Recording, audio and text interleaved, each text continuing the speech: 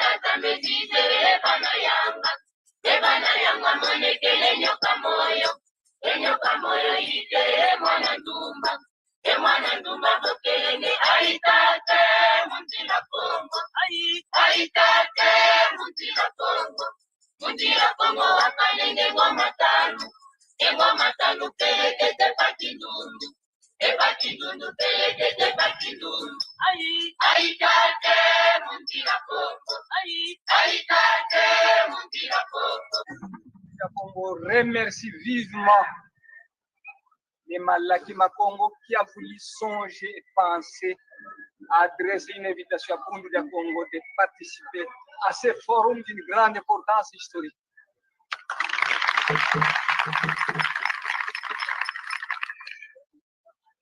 Longia Congo a dit un peuple qui perd sa langue et qui oublie sa culture ressemble à un arbre déraciné, tôt ou tard fanera.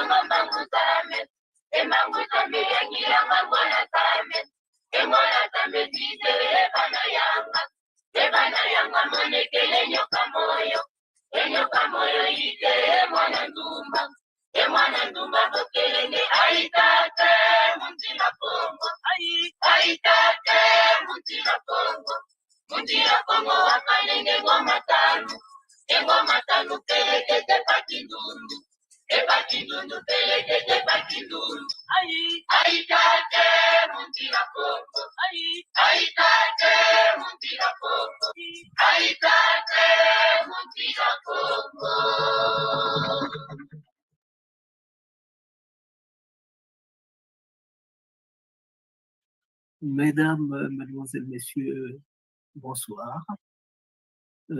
Vous allez nous excuser pour ce temps de retard que nous avons eu. C'est dû simplement à des caprices techniques.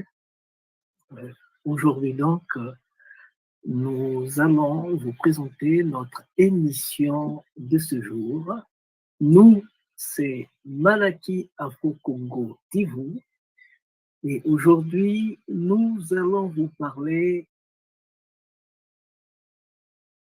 de la place des Congos dans la guerre de libération de Haïti et ses conséquences en terre Congo. En fait, ce que nous voulons faire aujourd'hui, étant donné que le thème est très sensible, le thème est très sensible pour les intellectuels, mais aussi pour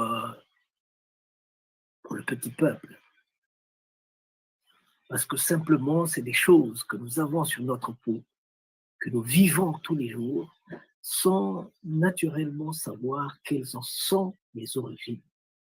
Donc aujourd'hui, nous allons essayer d'éclairer votre lanterne de telle manière que vous sachiez d'où nous venons, qui nous sommes et où est-ce qu'on doit aller. Quand je dis nous, je suis en train de parler du peuple Congo. Celui que vous parle, c'est le prince de Nsoundi, Massengo Mabogolo. Et ce que notre chaîne, c'est Malaki Afro-Congo TV. C'est Malaki Afro-Congo TV. C'est donc cette chaîne aujourd'hui qui va essayer de déballer.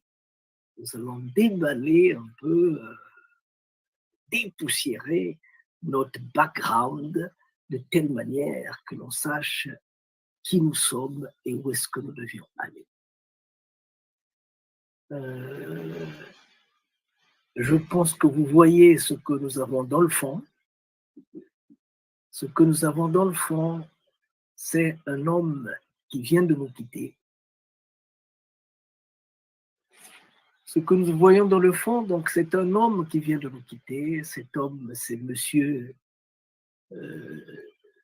Jean-Claude Mbongolo. Jean-Claude Mbongolo, Zungavola. Il vient donc de nous quitter, mais je pense qu'il ne nous a pas quittés parce que ce genre d'homme ne peut pas mourir. Ce genre d'homme n'est pas fait pour mourir. Petit David ne mourra jamais. Plutôt, quand il disparaît, comme disait Toussaint Louverture, vous avez coupé l'arbre, mais il repoussera parce que ses racines sont nombreuses et profondes. Voilà. Paix donc à l'âme de Jean-Claude Mbongolo Tatazunga. Et nous estimons qu'il va continuer à être avec nous.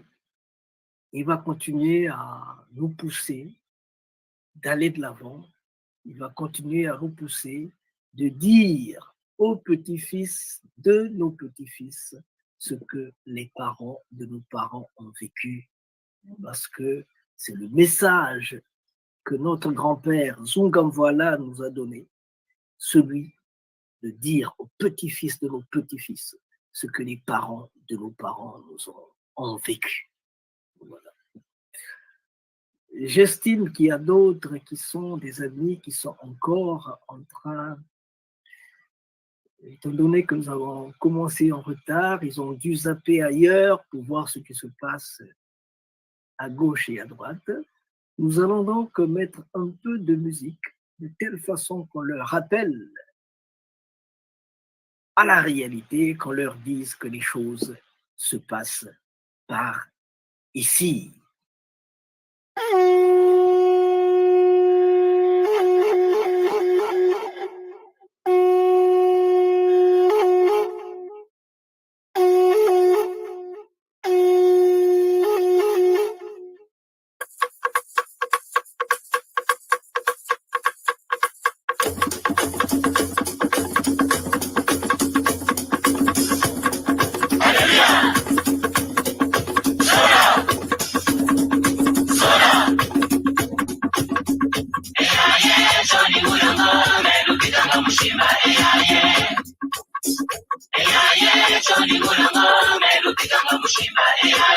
melupikanga mushimba melupikanga mushimba melupikanga mushimba kongwe silulwe kongo kongwe silulwe kongo kongwe silulwe kongo kongwe silulwe kongo akutotela kabisa kongo era tamachua ya kongo kongo era tamakoko kongo alumonandi wonge bana bandi lumonandi wonge sambileno alumonandi wonge bana bandi lumonandi wonge sambile Congo Wolipuka Mbeve, c'est-à-dire que l'on veuille ou non, Congo, avec la force du spirit, retrouvera son chemin, retrouvera sa voie. J'estime que les amis que l'on attendait sont arrivés, parce qu'aujourd'hui, 18 novembre 2023, Malaki Afro-Congo TV et le Prince Nsoundi vont vous parler de la place des Congos dans la guerre de libération de Haïti et ses conséquences en terre Congo.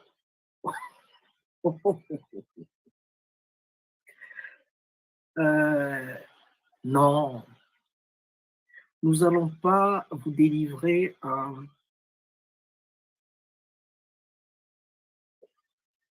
la présentation. Elle doit être disponible pour tout le monde. Personne ne doit se sentir exclu de ce qui se dira ici. Je veux dire que nous n'allons pas utiliser la langue de bois. Nous allons utiliser des images, des vidéos, et nous allons les commenter. Parce que, sans le vouloir, nous avons atterri en Haïti. Comme si nos ancêtres avaient voulu qu'on puisse dépoussiérer cette page de l'histoire. Et qui pouvait le faire d'autre que Malaki Makongo, dont la mission est de dire aux petits-fils de nos petits-fils ce que les parents de nos parents ont vécu. C'est donc par hasard que je débarque en Haïti. J'allais en Guadeloupe, hein, parce qu'au niveau de Malaki Makongo, nous avons reçu des amis de la Guadeloupe en 1994 qui sont venus à la recherche de leurs racines. Donc nous allions en Guadeloupe et on nous a fait comprendre que la Guadeloupe, on était en France là, parce que de l'Italie, on était en France, on nous a fait comprendre que la Guadeloupe, c'est pas la France. Pour y aller, il faut un visa. Oh. Bon, ça c'est une longue histoire. Je suis revenu donc en Italie pour venir chercher, où je vivais, hein, où je vis toujours, pour venir chercher le visa. Le consulat de Milan était fermé et un ami qui n'est plus, Mick, m'a dit, est-ce que, au lieu de perdre le billet, parce que dans les 2 jours qui suivaient, je perdais mon billet, donc perdais sa validité, est-ce que tu ne peux pas prolonger jusqu'en Haïti? J'ai dit, ben, je veux le faire. C'est ce qui a été fait, c'est pourquoi je vais donc débarquer en Haïti, où la famille d'Orteville m'attendait. À l'aéroport, il y avait, à l'aéroport, tout ça en ouverture, il y avait, paix à son âme, Bonalimba, le professeur Bonalimba, et tous les amis Voilà comment est-ce que je vais donc débarquer en Haïti en 2002. Tout commence donc en 2002. Et quand j'arrive en Haïti, j'apprends une chose. D'abord, j'étais un peu surpris de voir qu'il y avait autant de Noirs qu'à Kinshasa, qu'à Brazzaville, qu'à Mbanza-Congo. Je dis, mais ok, ça va, c'est Haïti. Je veux donc apprendre ce jour-là que Haïti est une Afrique en miniature à la dérive sur l'Atlantique. Ok. Mais moi, je ne m'arrête pas là, je me pose la question de savoir comment devions-nous faire pour arrêter cette dérive. Avec le temps, j'ai compris que si cette dérive, s'il y avait un seul potomitan, le potomitan de Alada, avec un seul potomitan, la dérive de Haïti va continuer. Il faut donc que toute l'Afrique, les 54 pays d'Afrique, maintenant il y en a 56 je pense, doivent aller placer leur potomitan. Et c'est cela qui fera que Haïti puisse se solidifier, se consolider, et que Haïti devienne à la fin ce fer de lance, le fer de lance dont nous avons besoin pour aller de l'avant. Le fer de lance est là, la citadelle La Ferrière. Donc Haïti doit devenir ce fer de lance. Mais pour qu'il devienne notre fer de lance à nous tous, les Africains, il faut que nous nous tenons la main dans la main. Il faut qu'on puisse regarder droit où est-ce que nous sommes en train d'aller. Aujourd'hui donc, nous allons vous parler de la place de Congo dans la guerre de libération de Haïti. Évidemment, la guerre de libération de Haïti, l'indépendance de Haïti, c'était le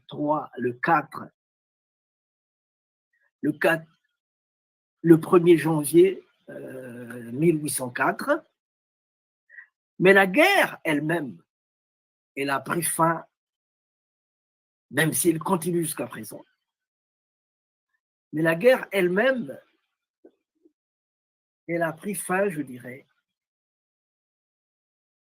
le 18 novembre 1803. C'était à Vertières, quand l'armée de Napoléon Bonaparte et tout le conglomérat, parce qu'ils étaient là tous, les Américains, les Anglais, les Français, les Italiens, les Hollandais, les Suédois, les Espagnols, ils étaient là, tels qu'ils ont attaqué Kadhafi, ils étaient là tous, les charognards.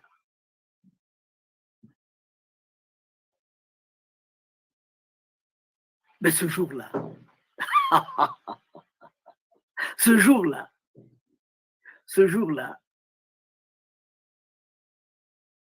a été écrit, ce jour-là a été écrit en lettres d'or dans l'histoire de l'humanité. Parce que ce jour-là, Haïti a montré le chemin de la liberté. Haïti a été, comme on dit là-bas, Haïti, maman liberté.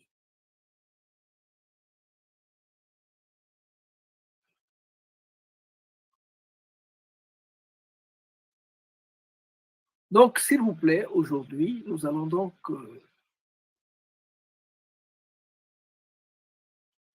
parler de l'indépendance de Haïti, dans sa dynamique humaine, spirituelle, historique, économique. Sa dynamique de la bataille, de la guerre. Nous allons donc égrener tout cela. Attention, quand je parle de Haïti, je parle de ceci. C'est ça, Haïti. Quand je parle de Haïti, c'est ce bout de terre historique. C'est très petit, 26-27 000 km². Mais c'est plein d'histoires. Et quand je parle du Congo, je dis Congo. Je veux parler de ceci quand je parle de Congo.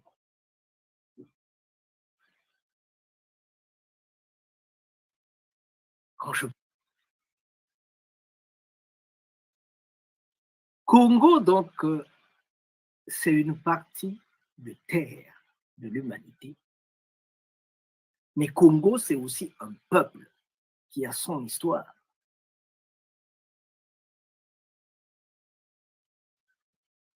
Vous avez vu les origines, hein, depuis le haut plateau de Kachopia, vers le Kenya, le Soudan et tout ça. Ils sont allés en Égypte et ils ont remonté le Nil jusqu'au Zimbabwe pour contourner la Namibie jusqu'à l'actuelle terre que se partage le Congo-Gabon, même si je peux ajouter le Congo-Cameroun aussi. Le Congo-Gabon parce que les Bassa viennent de Matadi. C'est eux-mêmes qui le disent. Donc il y a le Congo-Cameroun, le Congo-Gabon, le Congo-Brazza, le Congo-Kinshasa, le Congo-Angola. Il y a aussi le Congo-Namibie. Parce que quand tu es à Windhoek, tous les mots que tu présentes, tu prononces. Il suffit de mettre O, O, O, O, O, O, O. C'est notre langue, la langue du Congo. Étant donné que les États, les nations étaient des structures culturelles, linguistiques en ce temps, je peux dire que même la Namibie fait partie des terres Congo.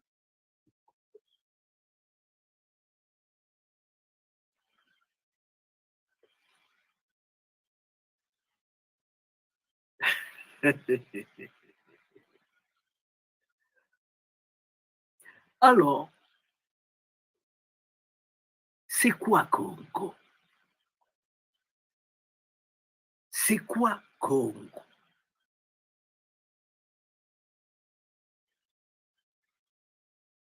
Congo, s'il vous plaît, ça veut dire en langue Congo la paix, la fraternité, l'unité, la divinité, le cercle, la loyauté, la royauté, la divinité. Oma Congo, c'est Dieu lui-même.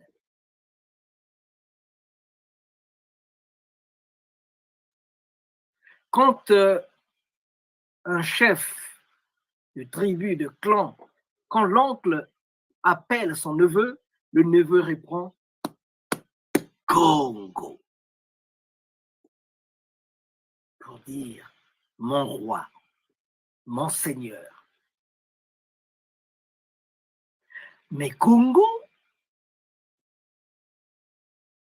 littéralement, veut dire Kwengo. Kwengo, en langue Congo, veut dire chez la panthère. Mais qu'est-ce que la panthère? La panthère, c'est cet animal-là qui vit dans les arbres, silencieux, taciturne. Il vit dans les arbres. Il descend pour aller chercher à manger. Quand il a attrapé un repas, un antilope, il repart dans les arbres parce qu'il veut manger tranquillement. Il veut se reposer et regarder et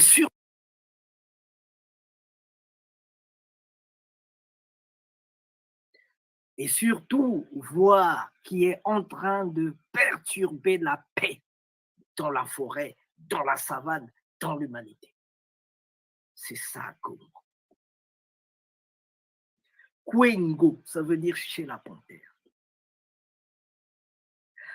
Quand la panthère est touchée mortellement, elle cherche une motte de terre, un bois mort, une place surélevée où poser sa tête avant de rendre l'âme. La panthère, à moins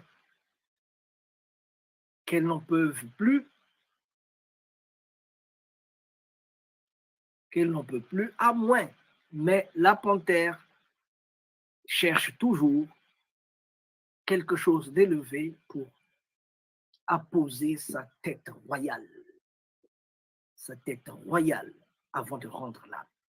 C'est un symbole. Et tous les peuples de l'Afrique centrale, tous les peuples noirs en général, tous ceux qui divinisent la panthère, ils ont toujours les griffes de la panthère. Ils ont les griffes de la panthère. Ils ont les griffes de la panthère. Ils ont les crocs de la panthère. C'est comme cela qu'ils divinisent leur roi. Ils ont la peau de la panthère. Celui-ci, c'est le prince de Nsoundi, avec sa peau de la panthère.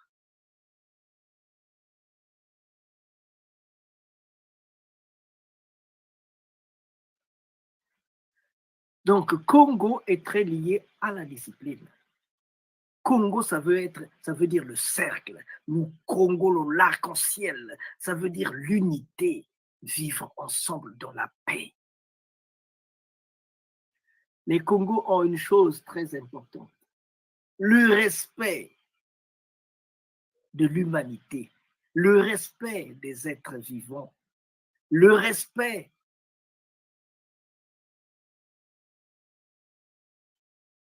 du monde. Ce n'est pas parce que je suis plus fort que je peux. Non. Que je peux marcher sur tout. Non.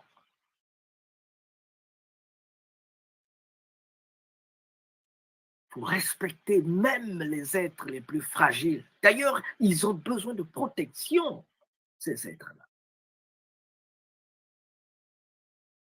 Ce qui règne, ce qui domine dans le monde Congo, c'est la honte. La honte de faire du mal. La honte d'être pris. On se moque de vous parce que vous êtes mal comporté. La honte, c'est la chose la plus importante dans le monde Congo. La discipline, la rigueur dans le travail. Ce sont les choses les plus importantes dans le monde Congo. Dans le monde Congo, on ne dit pas Misomaka Sindokite. Non, c'est pas ça. Parce que la force physique, devant la force spirituelle, elle ne vaut rien.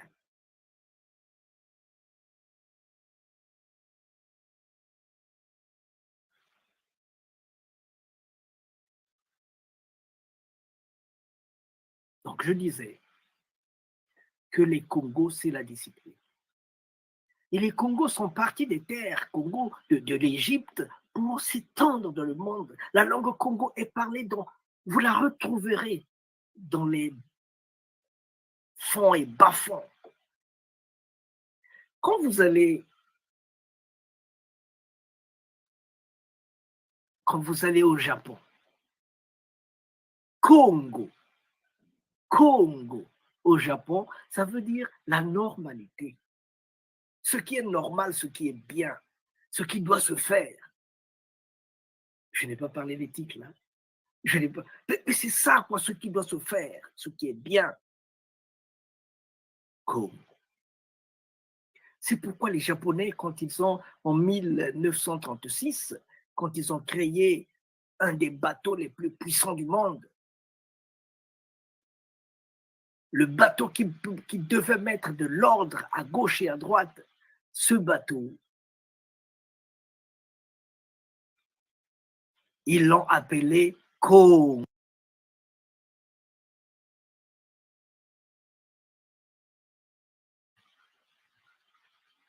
Congo. Ils l'ont appelé Congo, ce bateau. C'est un cuirassier le plus rapide, le plus évolué technologiquement. Il balayait toutes les mers, les mers de l'Orient pour imposer l'éthique, pour imposer la discipline. Comme le léopard dans les forêts du Congo. Là-bas, il y avait le bateau. Ils l'ont aussi appelé Congo, créé en 1936. Et si nous sommes nous sommes en Chine, dans la spiritualité chinoise, le Zen Congo,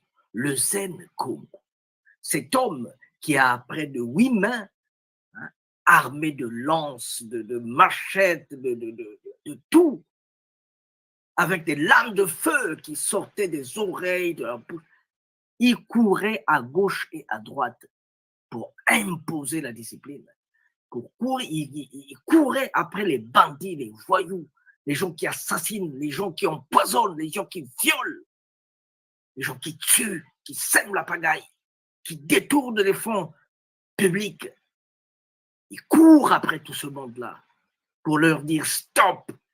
Et les populations lui donnaient des sandales pour qu'il puisse courir auprès de tous ces voyous. Zen Congo. Là, nous sommes dans la spiritualité chinoise. Zen Congo. En dehors du bateau Congo, ici, nous avons Zen Congo. Dans la spiritualité chinoise.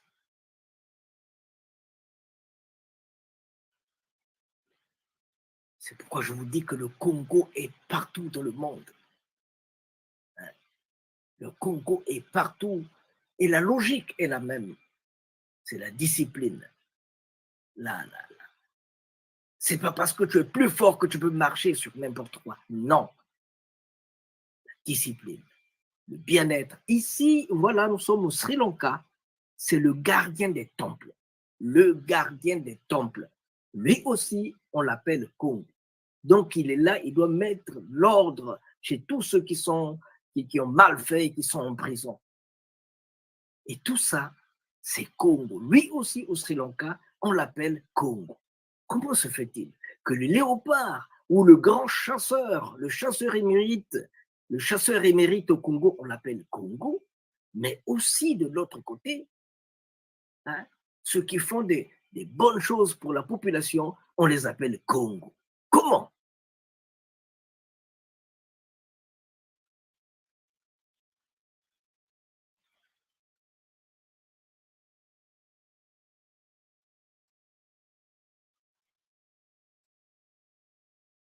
Nous sommes là dans la dimension spirituelle. Nous sommes là dans la dimension psychologique, socioculturelle du Congo. c'est celui qui impose la discipline. À commencer par lui-même. Il doit être discipliné lui-même. Et puis il impose sa discipline à tout le monde. C'est ça le Congo. Il sait écouter. Mais quand tu dérapes, il sait aussi punir. C'est ça le Congo. Donc, avec la débâcle en Égypte, les Congos sont allés à gauche et à droite. Vous allez les retrouver partout. Allez chez les Dogons, chez les Mandingues, allez-y, les Bambara. Le monde de léopard, le monde de la forêt, il l'appelle Congo. En Bambara, le monde de la forêt, le monde de léopard, il l'appelle Congo. Le buisson, il l'appelle Congo.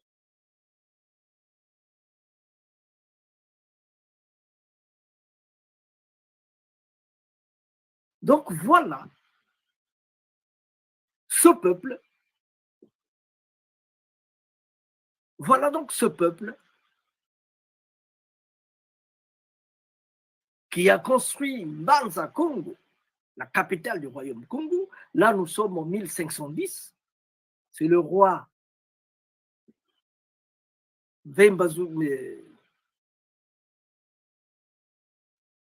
Alphonse Ier, Vembanzinga, Alphonse Ier. Regardez la constitution de ce que était Mbanza Congo en 1910. Des maisons en étage. Aujourd'hui, au Congo, il y a des villes qui n'ont même pas atteint ce niveau-là. Ça, nous sommes en 1910 à Mbanza Congo. C'est le roi qui avait malheureusement accepté d'adhérer à la religion catholique. Ils ont dit, nous acceptons les Portugais, quoi. S'adressant aux Portugais, ils ont dit, nous, on accepte. Parce qu'ils se sont rendus compte technologiquement, ils étaient plus avancés. Nous, on accepte votre savoir, le transfert de technologie.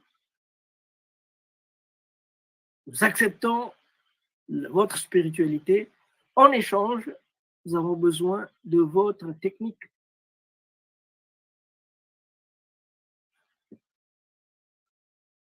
Voilà donc ces hommes-ci.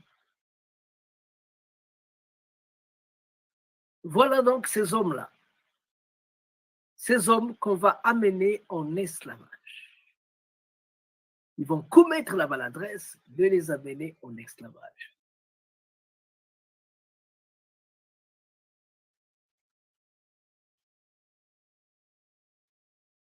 Au début, c'était difficile. Hein? On n'acceptait pas l'esclavage en terre Congo.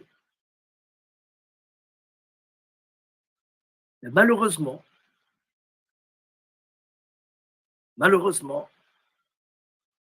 les gens que les Portugais, les Espagnols, les Portugais envoyaient au Congo pour venir dispenser pour le transfert de technologie, mais aussi pour venir dispenser surtout la spiritualité, ces hommes-là venaient. Mais ils faisaient la promotion de l'esclavage. Nuitamment, ils mettaient la main sur les communautés et ils allaient les vendre, ils allaient les échanger, les vendre avec les esclavagistes, chez les esclavagistes. C'est donc dans ce cadre-là, parce que ceux que l'on envoyait de l'autre côté, c'était en majorité des gens qui se comportaient mal, il fallait les éloigner. Mais il y a des gens qui ont voulu faire la promotion de l'esclavage. C'est ce qui a été fait, donc vous allez voir que beaucoup de gens vont se retrouver de l'autre côté de l'Atlantique. Beaucoup de gens vont se retrouver de l'autre côté de l'Atlantique. C'est d'ailleurs pourquoi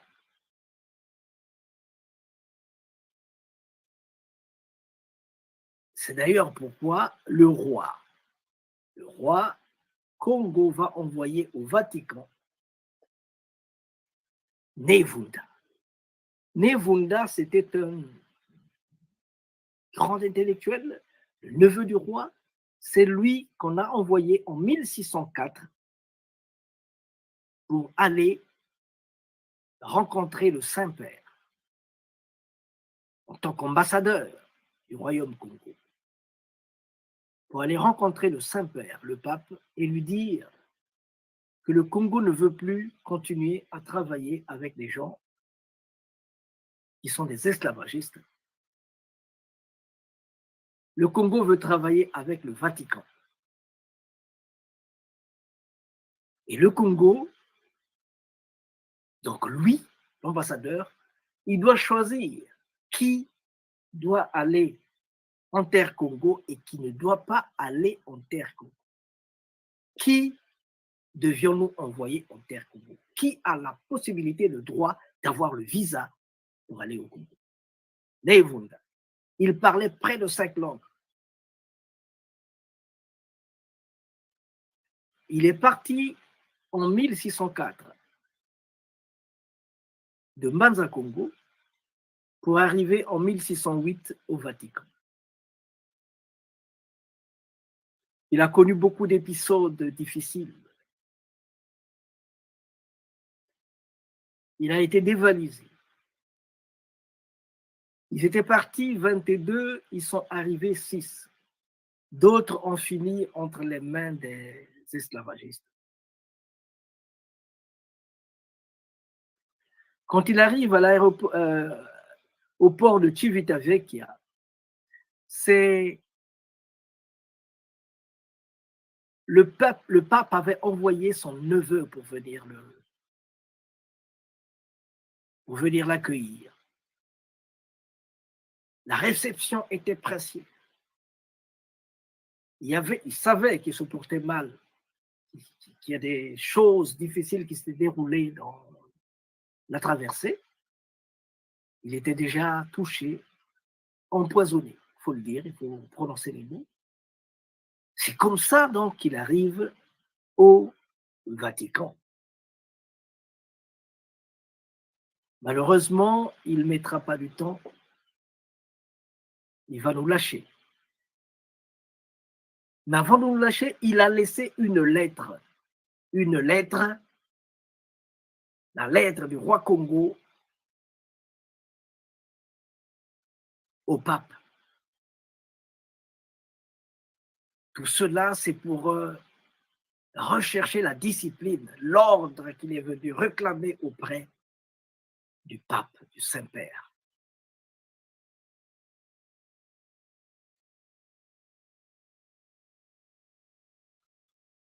Donc, voyez la catégorie, la qualité des gens qu'on envoie à Manza Congo, qu'on envoie en esclavage. Et cela arrive beaucoup plus après 1665, le 29 octobre 1665, il y avait une grande guerre entre les Congos et les Portugais. Et le roi qui était parti, qui était au front de guerre, il avait été touché. C'était un jeune tribun et tout ça, il voulait mener le groupe, il avait été touché. Et avant d'être décapité, on lui a dit de dire son dernier mot, il a dit Congo Tadi, Kadibaswe Bansinga. Le Congo est une pierre qui ne doit s'effriter. Mais Congo doit être comme des fibres d'une guitare qui se tendent et se détendent sans jamais rompre. Il a été décapité et sa tête repose à la cathédrale Notre-Dame de Nazareth de Luanda. C'est dans cette cathédrale à Luanda où repose la tête du roi Vitakanga.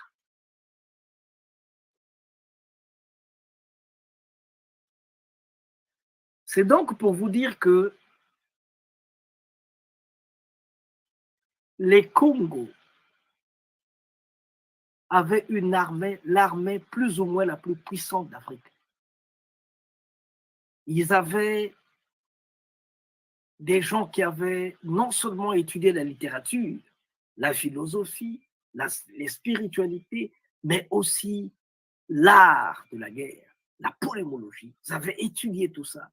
Ils avaient des grands guerriers. Évidemment, les Portugais avaient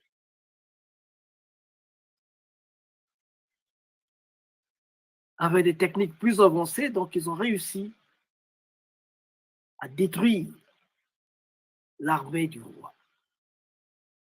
C'est donc comme ça que les Congos, après la destruction donc du royaume, ils ont créé des poches de défense. Et quand les Portugais arrivaient à mettre la main sur ces poches-là, on les prenait, on les mettait dans les bateaux et on les amenait en esclavage. C'est ce qui s'est passé.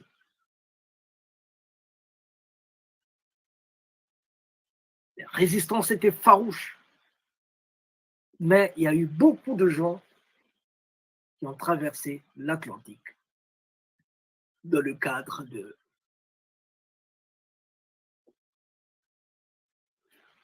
l'esclavage. Et Mbanza Congo, malheureusement, après tout cela, Mbanza Congo a été détruit. Mbanza Congo a été détruit. Les maisons en étage, aujourd'hui, voilà ce que l'on trouve à Mbanza Congo. Ouais, c'est à reconstruire, même si nous avons encore le musée royal, le musée des rois du Congo qui existe. Mbanza Congo, aujourd'hui, a été proclamé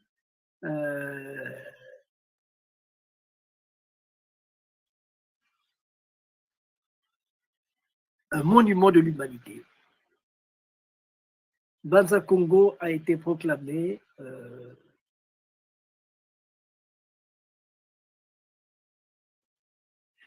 une ville culturelle, monument de l'humanité par l'UNESCO. Donc voilà plus ou moins les Congos. Ils étaient les Portugais qui sont arrivés. Les Portugais qui sont arrivés, ils ont dit, mais on ne pensait pas retrouver de l'autre côté de l'Atlantique, on ne pensait pas retrouver dans les forêts de l'Afrique équatoriale, ils ne pensaient pas retrouver une ville et une civilisation aussi avancée.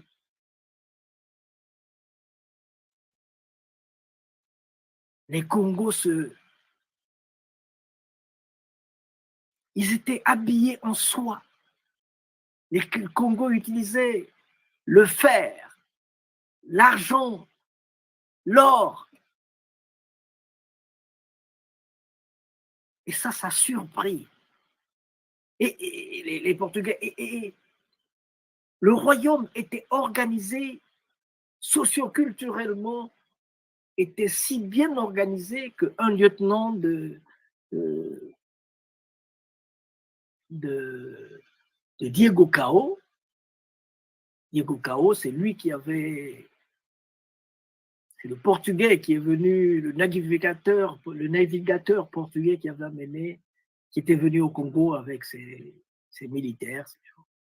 Donc, un des lieutenants de Diego Cao a dit, ces hommes-là sont civilisés jusqu'à la moelle des os.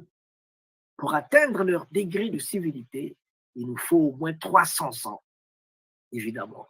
Jusqu'à présent, ils n'ont pas encore atteint ce degré-là parce que il faut l'amour et la fraternité.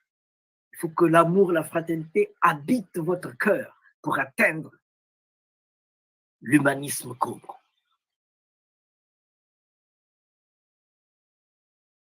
Donc c'est ce peuple culte, c'est ce peuple cultivé, c'est ce peuple discipliné qu'on va déporter de l'autre côté de l'Amérique.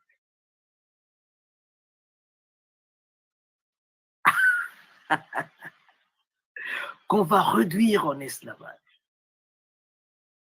Ils sont partis avec leur bagage spirituel, leur bagage intellectuel. Et là-bas, ils ont créé en Haïti le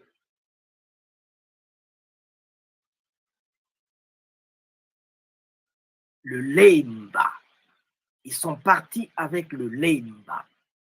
Dans la culture Congo, la spiritualité Congo, il y a le Kimpasi et autres, mais il y a le Lemba surtout. C'est pourquoi un des prêtres, quelqu'un qui était de la religion catholique, M. Pedro, qui était de la religion catholique, mais aussi qui connaissait la spiritualité africaine. Donc c'est lui qui a développé ce qu'on appelle le Pedro Lemba. Le Pedro Lemba. La spiritualité Congo de Haïti. Pedro Lemba. On dit que quand, avec le Rara, vous n'arrivez pas à régler un problème, quand les Haïtiens essaient de régler le problème avec le Rara et qu'ils n'arrivent pas, ils rentrent au vaudou, ce qu'on appelle le vaudou aux yeux rouges, qui est le Pedro Lemba. Bon, il y a certaines gens qui disent que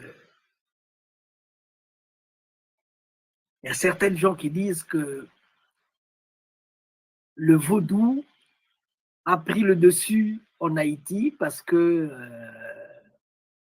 simplement ils étaient venus plus avant, sûrement mieux structurés que les autres. Ça, j'en parlerai un peu plus tard quand on arrivera dans la partie du vaudou. Et dans mon livre, les recherches que nous faisons en Haïti,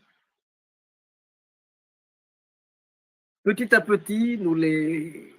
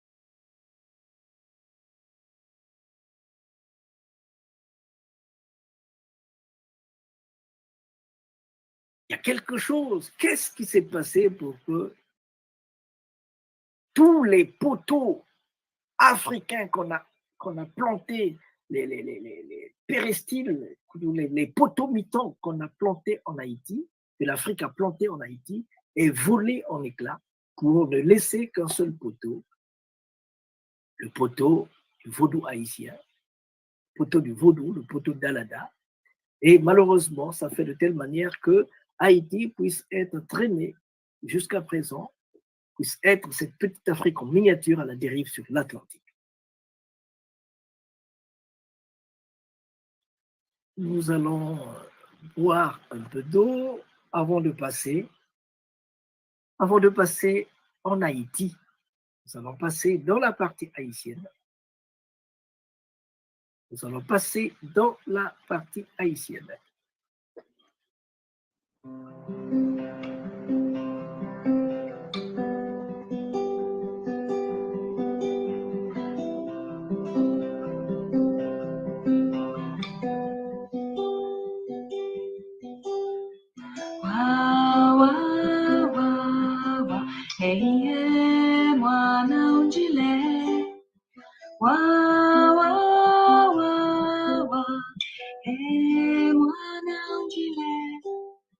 Yambula bidirubia kumamanda, Ivyo biana bupelo. Yambula bidirubia kuta atanda, Ivyo biana tie tiwo imo. Wa, hey, mwana unjile. Wa, hey, mwana unjile. Voilà, nous y sommes. Pour ceux qui viennent de prendre la balle au bon, nous sommes dans notre émission de tous les... Bon, c'est spécial, hein, cette émission. Nous allons parler de la place des Congo dans la guerre de libération de Haïti et ses conséquences en Afrique. Et pour cela, il y a plein de choses qui ont été dites dans la littérature. Plein de choses ont été dites dans la littérature. Évidemment, dans cette littérature, il faut savoir que ce qui a été dit par les colons. Ce qui a été dit, comme je venais de le dire, a été dit par les colons, dans ce sens qu'ils n'avaient aucun intérêt de nous dire la vérité. Ils n'avaient aucun intérêt de nous dire la vérité. L'éducation coloniale n'avait pas pour intérêt de favoriser la libération du peuple noir, surtout les Congos. C'est pourquoi plein de choses qui nous ont été dites ont été arrangées, confectionnées de telle façon que nous soyons toujours intellectuellement colonisés. Comme disait Cheikh Anta Diop, on vous libère, vous êtes libre, mais vous allez jusqu'au seuil de la porte et vous revenez chez le maître pour prenez vous-même les chaînes et vous les remettez sur le cou. Ça, c'est Cheikh Anta Diop qui le dit. Donc, nos intellectuels ont étudié ce qu'il ne fallait pas étudier. On leur a dit que leurs ancêtres étaient des Gaulois. Un mensonge, quand il est répété beaucoup de fois, à maintes reprises, devient une réalité. Ça s'impose dans votre tête comme une réalité.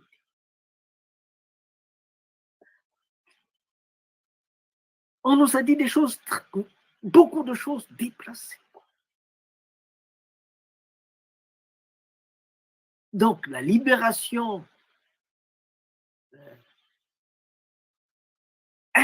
la libération militaire doit être accompagnée par la libération intellectuelle. Il faut libérer nos intellectuels On a formé beaucoup de pharmaciens, mais qui ne peuvent pas aller dans la brousse prendre les feuilles de menthe et l'ajouter à d'autres choses pour guérir les gens. Non. Ils doivent toujours attendre que le produit, que la médecine vienne de l'Europe, vienne de l'Occident. Mais ne peut pas vous dire non, prenez ça, prenez ça. L'artémisia va soigner le paludisme, c'est pas ça. Il faut que ça vienne de Paris, il faut que ça vienne de Rome.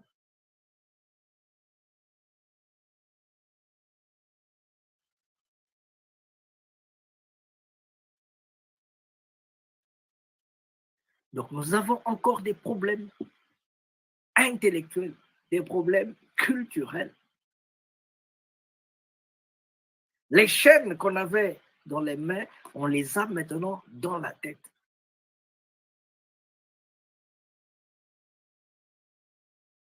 Si bien que quand on arrive, quand les Congos arrivent en Haïti, ils se disent, ils étaient partis en dernier, hein, parce que l'esclavage n'était pas trop développé chez nous. Et moi, je me pose toujours la question de savoir si Ouida, le Bénin, donc, était une grande plateforme de l'esclavage. Alors je me dis, mais est-ce que le roi du Bénin vendait-il, s'il faut le dire, il vendait ses parents, il vendait ses frères, ses cousins? Non. Donc où est-ce qu'il allait trouver des gens qu'il devait amener de l'autre côté de l'Amérique pour que le Bénin, avec Porto Novo, vous entendez bien le mot Porto Novo, c'est les Portugais, c'est portugais ça. Donc pour que le Bénin soit cette grande plateforme, est-ce qu'ils vendaient leurs parents? Non, ils allaient les chercher ailleurs. C'est ailleurs, c'est où? C'est là où on a réussi à assassiner, à décapiter le roi. Donc, c'était des gangs, des groupes de gens qui allaient attraper les gens. Les résistants, qui allaient attraper les résistants dans les forêts Congo et qui les amenaient de l'autre côté.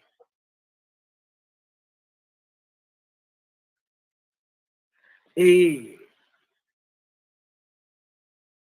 je ne veux pas vous le rappeler, puisque vous le savez, que quand des Brazza vient en Afrique, vient signer son traité de paix avec le roi Makoko, et qu'il repart en France, il laisse qui?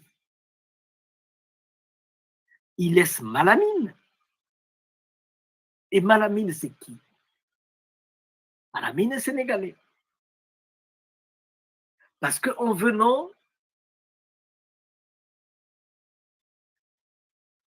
des Brazza étaient venus avec une trentaine de soldats aussi. Donc, il laisse Malamine pour gérer Brazzaville. Donc, après Brazza, le premier contrôleur, le premier gestionnaire de Brazza était un Sénégalais, un Africain de l'Ouest. C'est-à-dire que jusqu'à présent, vous voyez qu'il y a toujours des accointances, il y a toujours des choses que nous, en Afrique centrale, on n'arrive pas à gérer, on n'arrive pas à contrôler. Donc, après la libération des Français, ils ont laissé sur le terrain les Africains de l'Ouest qui travaillent pour les Européens. Il n'y a pas seulement que des Africains de l'Ouest. Le président du Congo-Brazza vous a dit que ses origines étaient ivoiriennes, qu'il venait, que son père venait de là-bas, qu'ils avaient été déportés au Congo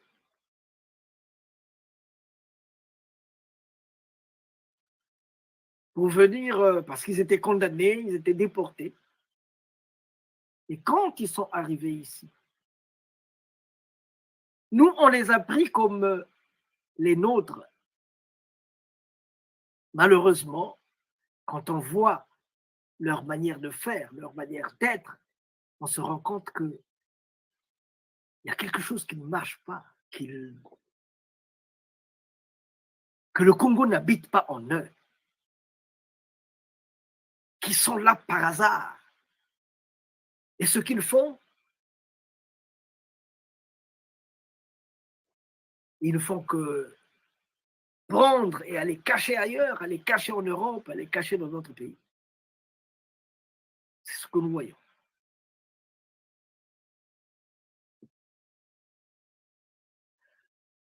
Si bien que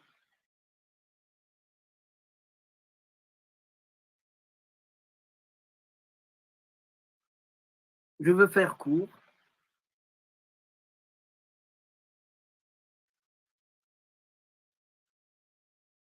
Si bien que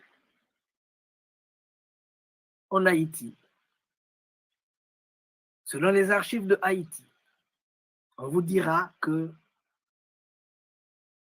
la population de Haïti est formée à 75%, des gens, des gens en provenance des terres Congo. 75%. Mais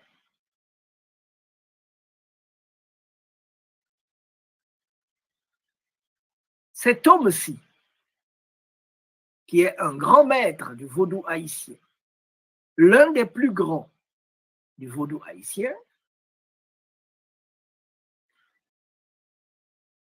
excusez-moi, je dois le retrouver, qui est un des plus grands maîtres du vaudou haïtien, il dit, mon cher Masengo, il m'appelait parce qu'il n'est plus, perd son âme, Masengo Mangongolo, il m'appelait comme ça. Parce que moi, Ngongolo, c'est le mille pattes. Hein. En Haïti, on l'appelle aussi mille pattes. Parce que moi, je vais à gauche et à droite, je vais là où les Haïtiens ont même peur d'aller, moi, je vais. Bon. Je ne le retrouve pas, mais on trouvera un de ses passages quelque part. Il dit, ceux qui ont écrit cela, c'est des intellectuels, mais ils vivent dans leur tour d'ivoire. Moi aussi, je suis un intellectuel, mais je vis dans le peuple. Je suis un intellectuel, je vis dans le peuple. Et je te dis, mon cher Masengo, qu'il faut voir ce chiffre-là à la hausse. Parce que la congonité est tellement présente en Haïti qu'on ne peut pas se dire que cela se limite à 75%. Au Congo, c'est pas simplement, il y a plein de paroles dans le créole, il y a plein de paroles Congo. Vous avez par exemple l'Imbanzaou. Ça, c'est dans le panthéon des esprits de tradition Congo, dans le vaudou haïtien. Le panthéon est très long. Vous avez l'Imbanzaou, Simbiankita, Magassa, c'est Mapassa. Magassa Congo veut dire comment on appelle ça, les jumeaux. Simbi Maza, ce sont les sirènes, hein, les Simbi, c'est les esprits de l'eau. Briser Makaya, donc ils ont des séances dans la spiritualité du vaudou où il faut macérer les plantes.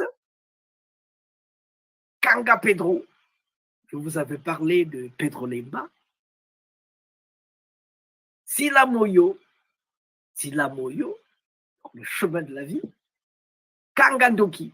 Et le Kangandoki, c'est ce que nous avons vu à à Bois-Caïman, quand cette dame-là, comment on l'appelle, Fatiman, hein, quand Cécile Fatiman disait Kangandoki, Naba Fioti, Naba Pula, Kangandoki, Kangandoki yo. Donc c'est pour vous dire que la présence Congo est très forte en Haïti. D'ailleurs, en 2004, lors du bicentenaire de Haïti, j'étais dans une voiture, des taxis, des villages. Donc j'étais dans une voiture et dans cette voiture-là, nous étions 4 derrière et 3 devant. Il y a un jeune homme, un jeune haïtien de 18 ans qui me dit « Vous êtes africain ?» Oui, je viens du Congo, oui. Alors que veut dire Mata Matawa? Je dis « Pardon ?» Il me dit « Vous êtes africain, non ?» Oui, je suis africain. Mais que veut dire Mata Matawa? Je lui dis Mata Matawa? Ah, je ne sais pas. Oh là là. Le petit s'est fâché. Il s'est énervé. Tu es africain et tu ne sais pas ce que ça veut dire Mata Matawa, ainsi de suite. Je dis oh, jeune homme. Mais l'Afrique, c'est pas le 27 000 km, 26 000 km carrés de Haïti. L'Afrique, c'est 30 millions de kilomètres carrés. Et l'Afrique, il n'y a pas seulement que 2 langues, le créole et le français, comme en Haïti. En Afrique, il y a près de 5000 langues. Donc, si tu dis Mata, Matawa, alors ça veut dire, dans ma langue, ça veut dire, est-ce que tu entends le grandement des armes? Mais il faut mâcher les mots. Mata, les armes. Matawa, est-ce que tu entends? Wa, c'est entendre. Matawa. Mais si tu dis Mata Matawa, ça veut rien dire. Et le petit s'est calmé. Donc, pour vous dire que dans sa famille, c'est cette parole-là qu'il a retenue, Mata Matawa, Mata Matawa. Est-ce que tu entends le grandement des armes?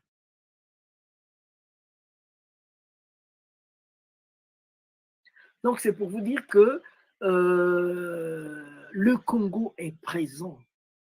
Tu vas à Jacmel, tu vas au Cap, tu vas partout, tu rentres dans un bistrot, c'est écrit Mamanzinga. Mamanzinga. Mais c'est Nzingambang. C'est Mamanzinga. La reine d'Angola, Mamanzinga. Mais comment se fait-il qu'une reine vende, qu'elle se mette à vendre ses collègues, ses compatriotes, et puis après, loin en Haïti, et ils disent, ils continuent à proclamer, ils continuent à Mamanzinga, Mamanzinga. Comment?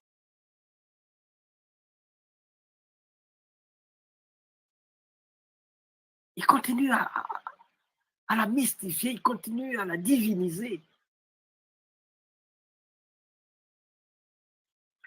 Alors, nous allons écouter un monsieur. Ce monsieur est un personnage très important pour moi. C'est Ati Max Beauvoir. Ati Max Beauvoir. C'est lui qui m'a dit en 2014, quand on se rencontre pour la 5e fois, il a voulu vraiment me voir ce jour-là pour me dire, excusez-moi, pour me dire,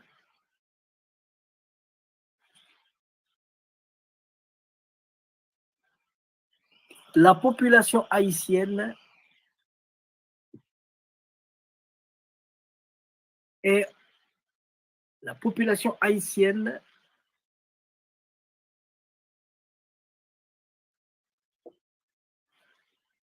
excusez-moi.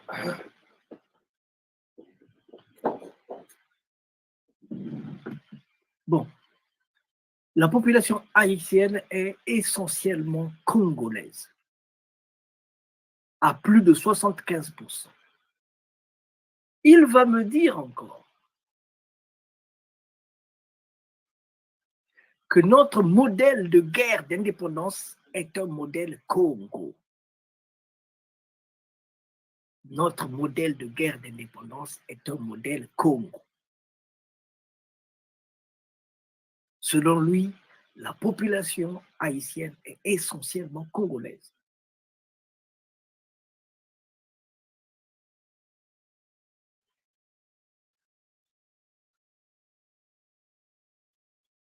C'est un grand chimiste. C'est un grand chimiste. Il a étudié, il a enseigné à Avoir, il a enseigné à la Sorbonne. C'est un homme très important. C'est lui qui a structuré le vaudou haïtien tel qu'on le connaît aujourd'hui. On va l'écouter. Juste un moment.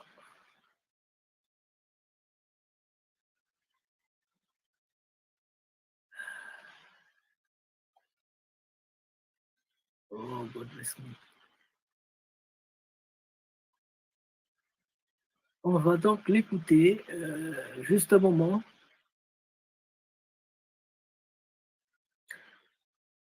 Écoutez, s'il vous plaît. Et c'est eux qui ont constitué la philosophie fondamentale du peuple haïtien, sans compter que tous les modèles que nous allons avoir sont des modèles qui venaient aussi du Congo.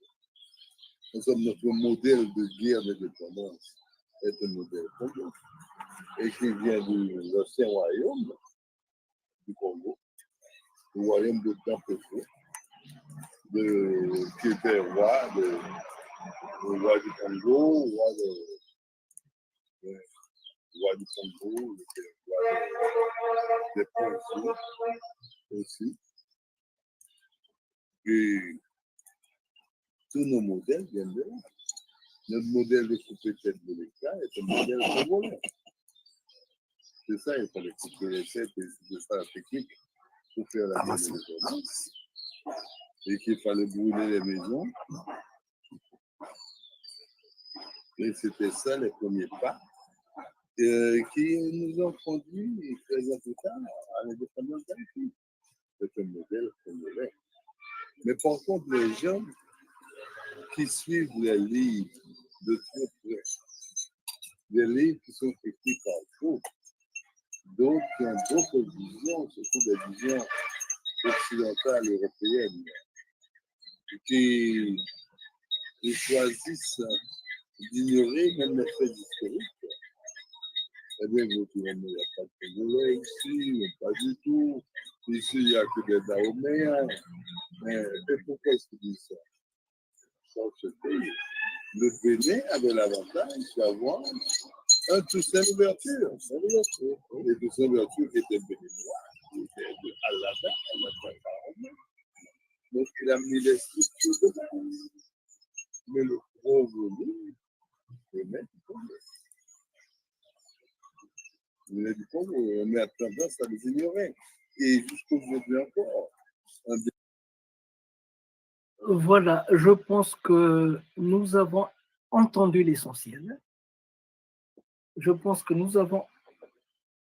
Ça, c'est Ati Max Beauvoir qui est en train de dire que le modèle de guerre d'indépendance de Haïti est un modèle Congo.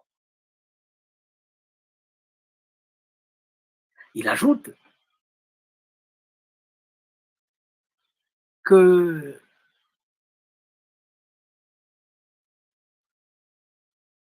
le Bénin avait l'avantage d'avoir un Toussaint Louverture qui avait mis les structures en place. Mais le gros du volume vient de Congo.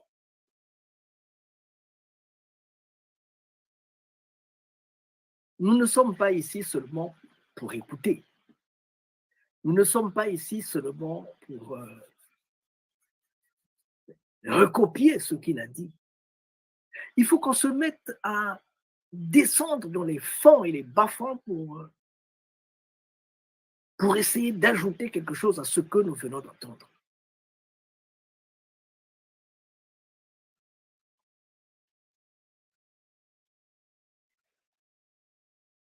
Il faut savoir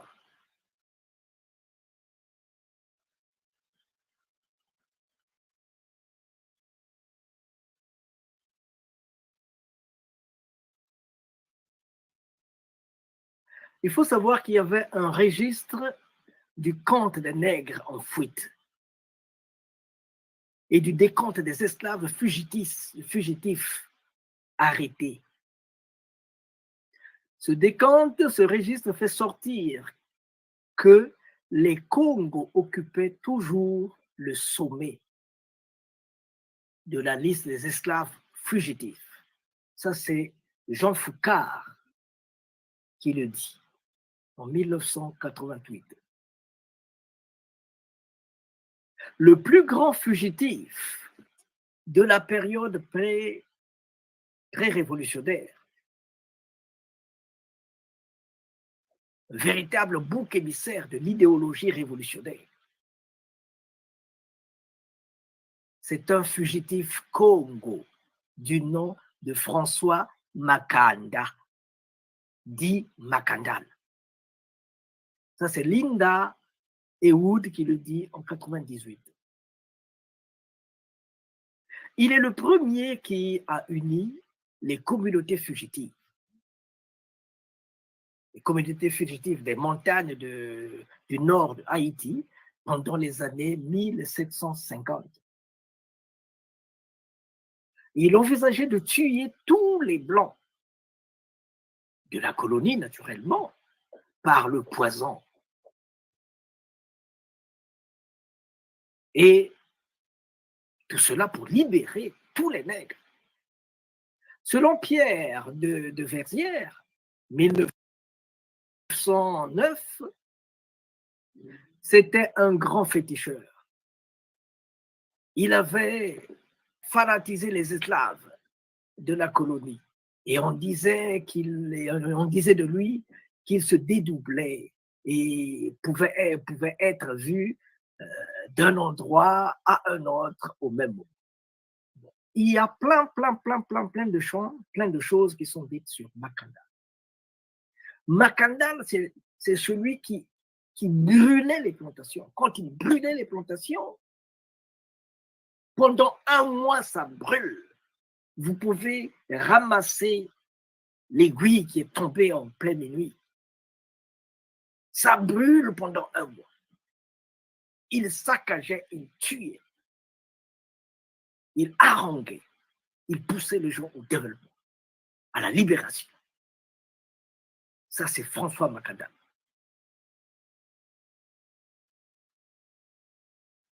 Bon, il n'y a pas eu seulement que François Makandal, il y avait Makaya, il y avait Mavungu, il y avait Kanga, Télémaque Kanga, il y avait Racine Jean Zenga, Jérôme Plateau,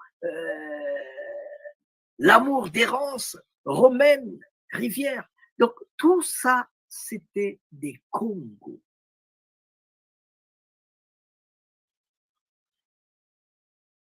C'est-à-dire que quand on parle de la libération de Haïti, mais quand on a débuté, quand on a fait les premières réunions, la première année, les premiers combats, Toussaint Louverture n'était pas là.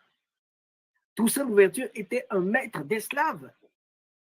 Et pendant tout ce combat, tout le combat de Toussaint Louverture, ce qu'il visait, c'est de faire de Haïti un département de la France, comme la Guadeloupe, la Martinique et autres. Alors que les autres, les Congos et Dessalines, ils ne voulaient pas de ça, ils voulaient en finir une fois pour toutes.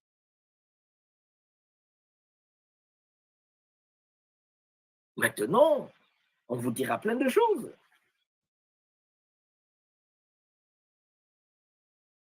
Où vivaient les enfants de Toussaint Louverture? Les enfants de Toussaint Louverture vivaient en France. Ils vivaient en France. Ils vivaient au bon soin des colons. Mais pas ceux de Dessalines.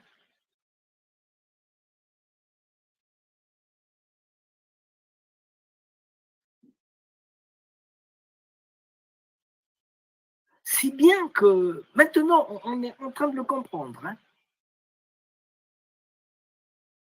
On nous dit que Jacques Foccart, c'est lui qui a créé cette logique-là des relations privilégiées et particularisées avec les chefs d'État, les chefs de groupe.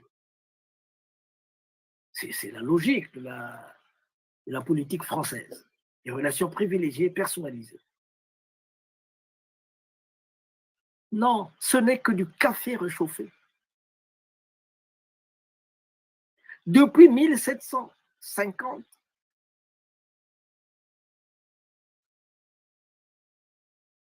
avec Dessalines, ce sont les mêmes normes, ce sont les mêmes lois, ce sont les relations privilégiées et personnalisées. Avec, pas Dessalines, comme on l'appelle, Toussaint Louverture.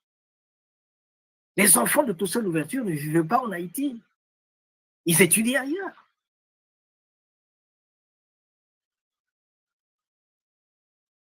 Ils étudiaient en Europe. On aménageait Toussaint Louverture pour qu'il fasse de Haïti, pas un pays indépendant, mais un pays, un département de la France.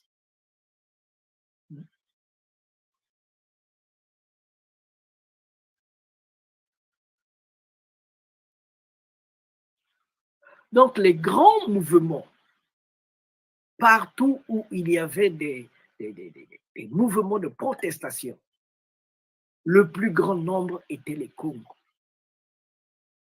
Parce que si dans le pays, 80% de la population était des Congos, vous ne pouvez pas mener une guerre de libération sans eux. Il faut qu'ils vous prêtent la main, leur main, afin d'aller de l'avant.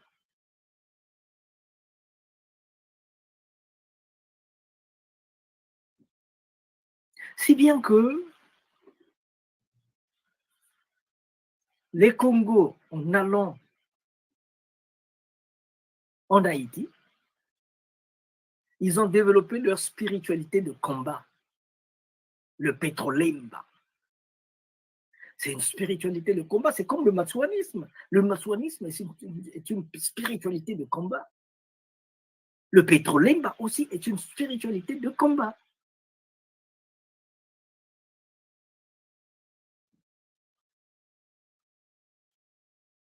Si bien que dans les années 1750, 58,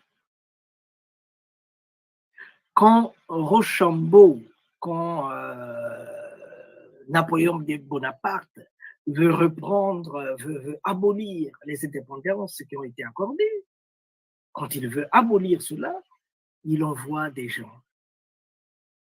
Il envoie des serpents. On a éparpillé des serpents partout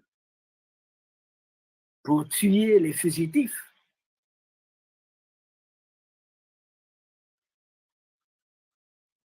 Et Rochambeau, le beau-frère de Bonaparte, il fait venir de Cuba 750 chats. Il réunit les Blancs, il leur dit, mais les Noirs aussi, il leur dit, ben moi, je vous donne 750 chats, 150 chiens par ici, tant par là-bas, tant d'autres de l'autre côté. Il dit, je vous donne ces chiens-là, vous n'allez pas les nourrir. Oh, oui, mais parce que ça mange du noir. Vous allez leur donner à manger les recalcitrants, les bandits, les voyous, les fugitifs, vous allez leur donner à manger, parce que ces chiens-là ont été habitués à manger les hommes noirs. Je vais vous faire une démonstration. Donc, on a mis au centre un noir, on a libéré les chats, En moins de 5 minutes, il n'y avait plus rien. Il avait désossé, ils avaient tout mangé. Il y a eu tellement de choses dont on ne peut peut-être pas, raconter parce que c'est tellement méchant, c'est tellement mauvais. Alors, ils vont donc se retrouver à Bois-Caïman. Ils vont se retrouver à Bois-Caïman. Je ne sais pas si j'ai une image de Bois-Caïman ici. Je sais pas. Ils vont se retrouver à Bois-Caïman. Et là-bas, ils vont décider que dans une semaine, on va attaquer. Chacun s'est préparé. Ils ont commencé à compter les jours. Et ce jour-là, quand il a sonné, c'était le carnage. C'était le carnage. Comme venait de dire Atimax Beauvoir. Brûler Caille. Caille, c'est la maison. Donc, il faut couper les têtes et brûler les maisons. C'était ça les techniques Congo. Et les Européens se sont dit, mais qui sont ces peuples-là qui, une fois, ils mettent la main sur une garnison, pourtant c'est des esclaves, mais ils manipulent les armes comme des bouts de pain. Qui sont ces hommes-là? On a dit, ah, là-bas, il y a les Congos. Il y a des Congos là-bas.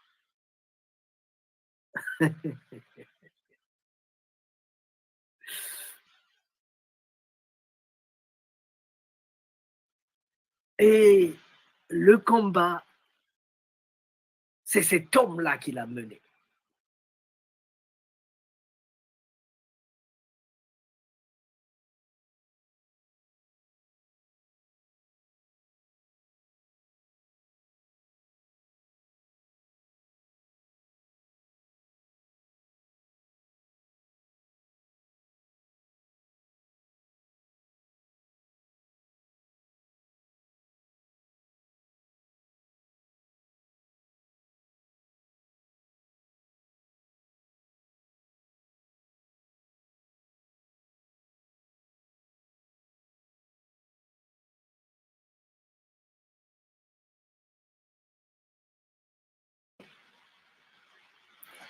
Capois la mort.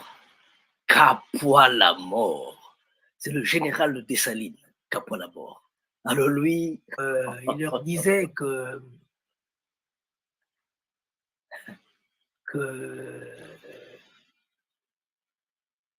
tout va bien se terminer. La France, disons, Haïti va devenir un département de la France comme la Guadeloupe et le reste. Malheureusement, en le disant, Dessalines et les autres se sont dit, mais ils se moquent des gens ou quoi? Bon, il va voir. Ils ont brûlé Port-au-Prince. Ils ont brûlé la ville. Il y avait près de 80 bateaux qui étaient disposés, prêts à découdre avec Haïti. Ils ont brûlé les plantations. Ils ont brûlé les maisons à Port-au-Prince et tout ça. Alors ils se sont dit, mais tout ça, mais qu'est-ce que tu nous racontes là? Tu nous racontes des choses alors que sur le terrain, on voit que les maisons sont détruites et tout ça. Donc il a été arrêté et emporté à Fort-de-France, en France. C'est seulement pour vous dire que cet homme-là, le 18 novembre, il a dit, moi je vais en finir. 1803, 18 novembre 1803, il a dit, je vais en finir avec les Européens.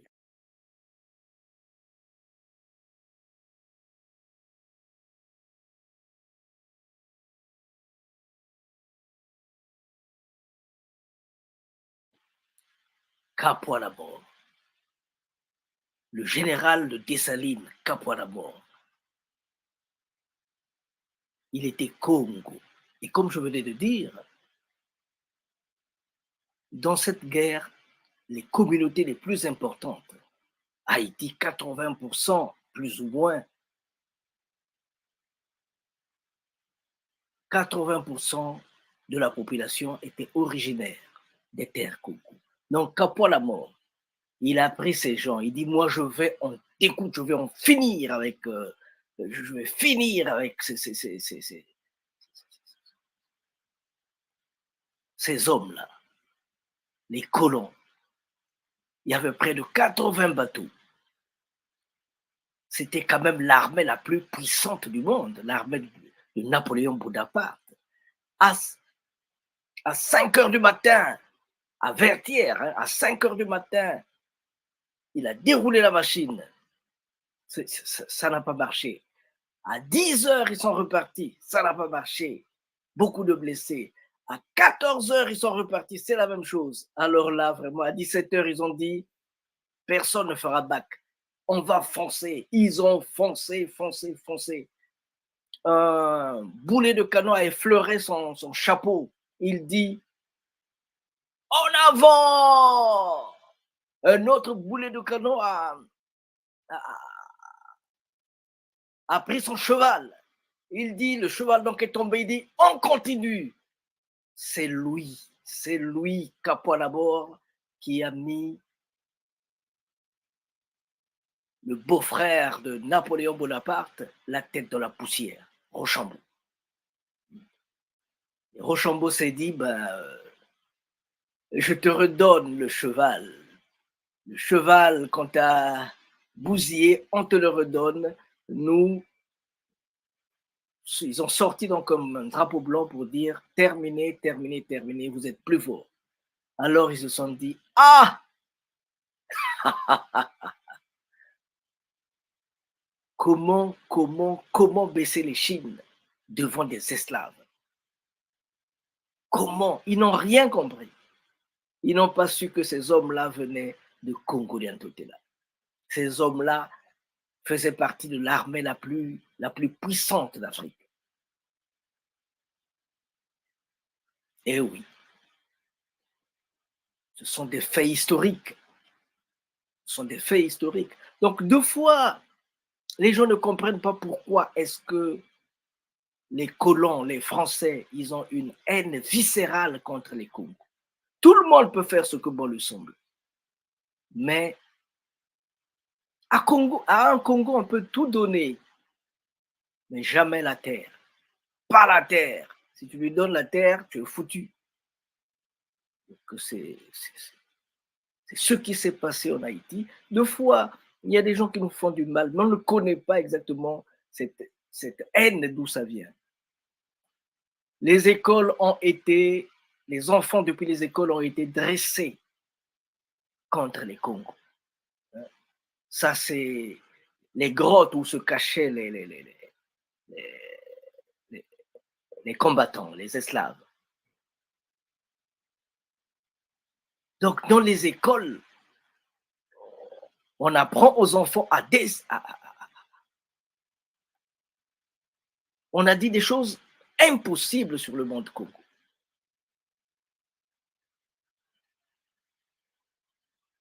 Si bien que même les Congos, les gens ne veulent plus se reconnaître Congo alors qu'ils sont Congo. Là, je suis avec Zaza. Zaza, c'est le gardien de temple là-bas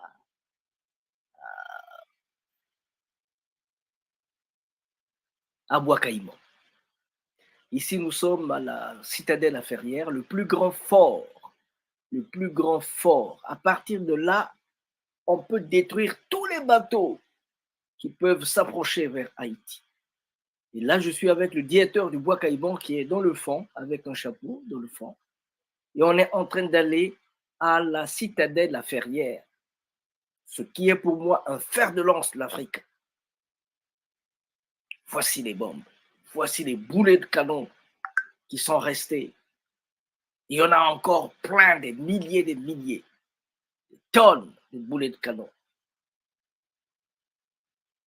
Là, nous sommes à la tête, disons, au toit de la citadelle La Ferrière en Haïti. C'est dans le nord de Haïti. Les touristes viennent.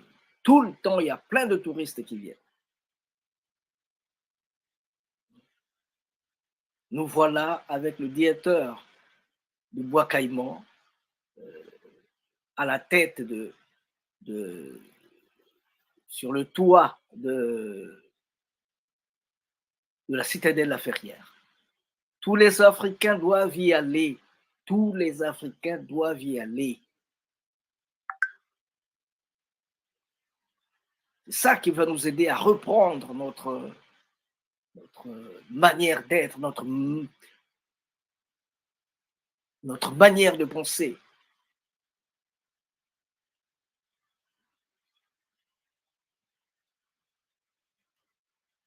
Chaque Africain doit y aller pour essayer pour apprendre son histoire. Voilà. Comme ça se passe partout. Ils se sont réunis et ils ont dit, qui est ce peuple-là qui veut nous bloquer, qui veut nous empêcher de continuer avec l'esclavage? On a dit, ce sont des Congos. Alors,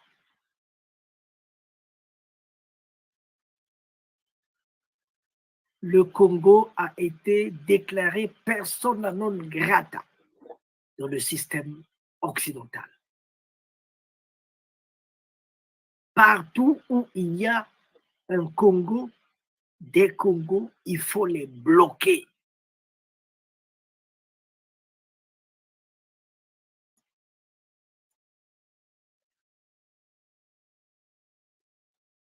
Tous les 20 ans, pour ne pas dire tous les 40 ans,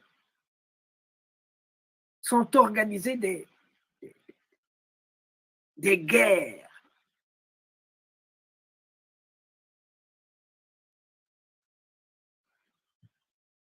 pour détruire les marchés, des guerres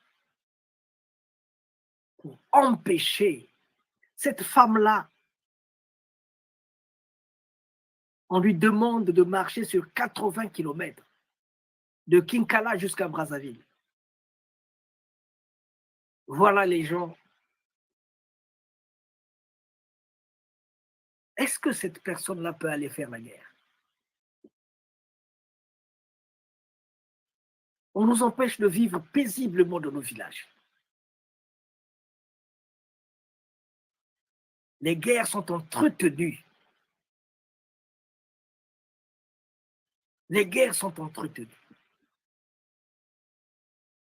On vous met dans des conditions où vous ne pouvez pas travailler. Vous ne pouvez pas réfléchir.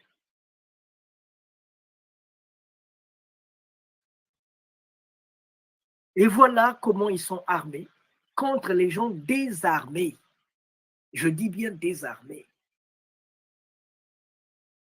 Les hélicos de combat volent à tout moment pour aller bombarder des gens sans armes, s'il vous plaît.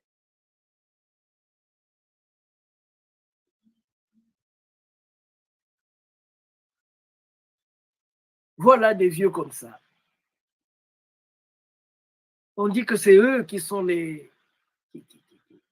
qui managent la guérilla, alors que les guerrieros, ce sont leurs amis. Voilà un peu comment on nous met en contre-faux pour essayer de bloquer l'évolution, essayer de bloquer le développement.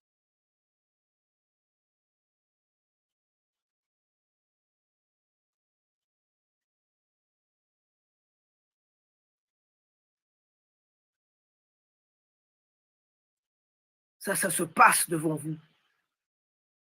Ça se passe sous vos yeux. Il faut détruire partout où le Congo semble être en paix. Il faut détruire. Des fois, on ne sait pas pourquoi est-ce qu'on est mis à mal.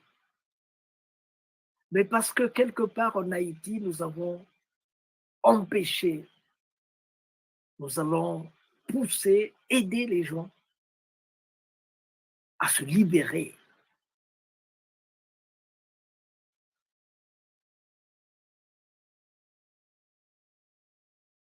Haïti n'a pas seulement libéré que son peuple. Haïti a libéré la Grande Colombie.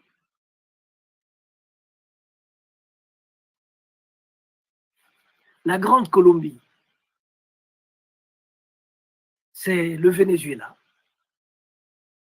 la Colombie, l'Équateur et tous les pays environnants. Tout ça, ça a été libéré par Haïti.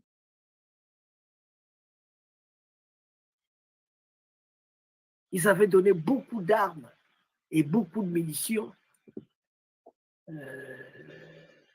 aux représentants du Venezuela. Et il a posé la question de savoir, mais tout cet argent-là, mais comment je vais faire pour rembourser? Pétion lui a dit, non, tu n'as pas demandé de rembourser. Quand tu vas aller, tous les peuples que tu verras, tous les peuples en esclavage que tu verras, tous les hommes en esclavage que tu verras, il faut les libérer. C'est tout ce qu'on lui avait dit. Et Bolivar, excusez-moi, maintenant je retrouve le nom, et Bolivar a pris tout ça avec des militaires haïtiens. Ils sont partis pour libérer le monde.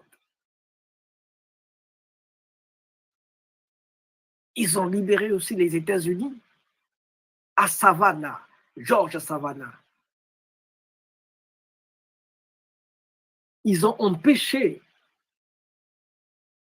le Sud, hein, les esclavagistes du Sud, d'aller attaquer ceux du Nord, ou de se joindre avec ceux qui venaient de l'autre côté de l'Angleterre et ailleurs. Ils ont libéré, ils ont aidé comment on appelle ça? La Grèce, ils ont aidé la Grèce à se libérer. Ils ont donné des tonnes et des tonnes de café à la Grèce pour se faire de l'argent et mener leur lutte de libération.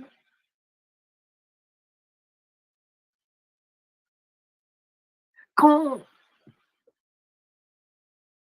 Lumumba, dans les années 60,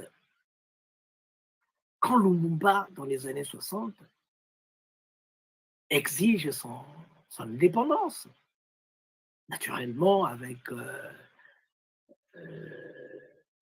les dévanciers, la BACO, la Société des Congo. Quand ils demandent donc à se libérer, et les Belges vont en masse alors qu'ils n'avaient pas créé, ils n'avaient pas formé des gens qui devaient remplacer les intellectuels.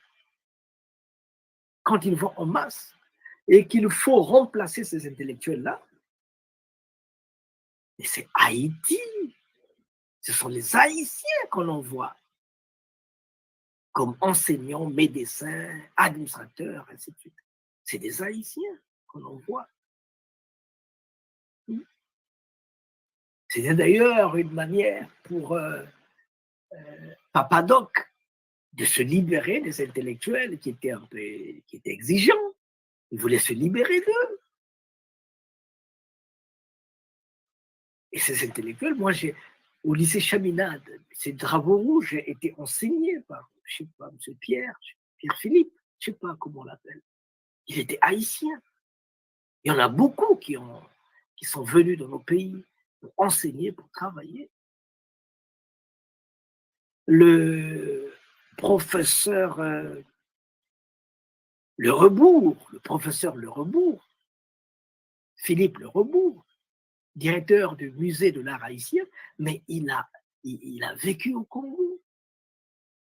« Pendant 5 ans, il a vécu au Congo. Et d'ailleurs, il m'a dit, le deuxième jour que je suis arrivé en Haïti, on m'a amené chez lui.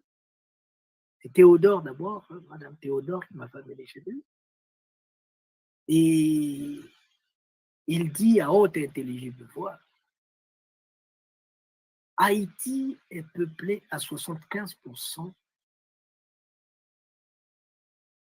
d'une population originaire des terres Congo. Pourquoi seulement le vaudou haïtien? Et d'ailleurs, ce sont des questions comme ça, parce que le travail que j'ai fait, c'est un travail empirique. Donc, je vais sur des exclamations comme celle-là, et petit à petit, quand je vais, si je n'ai pas trouvé la réponse, ben, je ne m'arrête pas là. Quand je n'ai pas trouvé la réponse, je ne m'arrête pas là. Je vais plus loin. Je vais, par exemple, je suis allé maintes fois au Bénin, à Ouida. Ici, nous sommes au temple des Pitons, pour essayer de trouver une réponse à des questions qui me sont posées par des Haïtiens. Quand je ne peux pas répondre, je vais à Ouida, je vais au Ghana, je vais au Burkina Faso, je vais partout là, à la recherche de la vérité.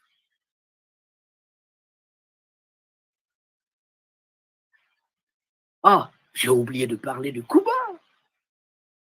Je vais à Cuba, ça c'est Tata de Moussoundi. Lui parle Sundi. Ça c'est Danny Glover. Danny Glover. C'était au festival, non, à la rencontre internationale des cinéastes d'Afrique et des Caraïbes en 2011.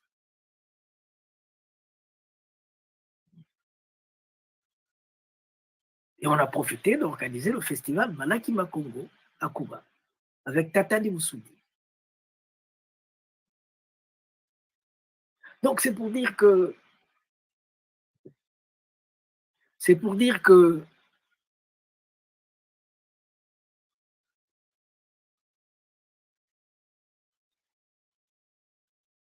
le travail qui a été fait, Haïti a cherché à libérer tous les pays.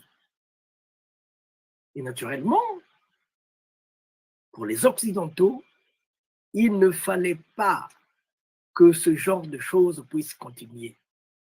Il ne fallait pas. Quand on sait que le peuple qui porte cela en avant, c'est le peuple Congo, il faut donc les bloquer partout où ils sont. Il faut empêcher le développement. Vous connaissez Inga, le barrage de Inga, le plus grand barrage de l'Afrique centrale, le barrage du Congo de Inga, qui donne de l'électricité dans beaucoup de pays d'Afrique. Ce barrage-là est situé à 600 km de Kinshasa. Il est situé dans la zone, dans les terres des Congo. Mais depuis Inga, le premier point de vulgarisation qui est électrifié, c'est Kinshasa. Et puis le nord et l'est, l'ouest de la République démocratique du Congo. Donc tous les autres pays, Matadi, Kasangulu, Kimpese, il n'y a pas d'électricité. Donc l'électricité qui est produite au Congo, les Congolais n'en bénéficient pas. Il faut aller en Égypte, ailleurs, et tout ça, c'est là-bas où, dans la partie ouest et est de Congo démocratique, c'est là-bas où, mais chez les Congos, il n'y a pas d'électricité. Et je me suis rendu compte que les Congos de Haïti et les Congos du Congo, séparés par un océan, près de 10 000 kilomètres et même plus, les Congos de Haïti et les Congos du Congo sont logés dans la même enseigne. Ils sont logés dans la même enseigne.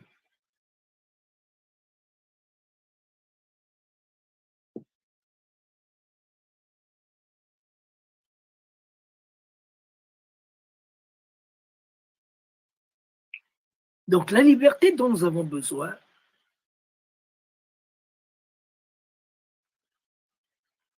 cette liberté, elle est spirituelle. Elle est spirituelle.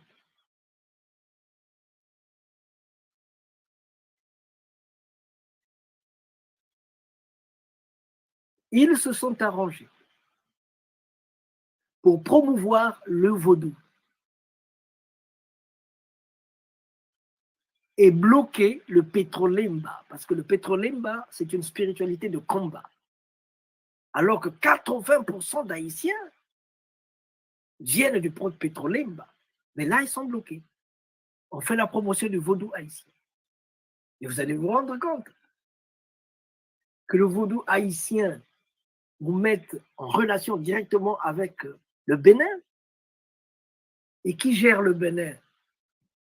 C'est la France. Et qui gère la France? C'est le pape, pour ne pas dire la franc-maçonnerie, ainsi de suite. Donc tout cela, c'est lié. Tout cela, c'est le système est bouché des origines. C'est comme ça. C'est comme ça.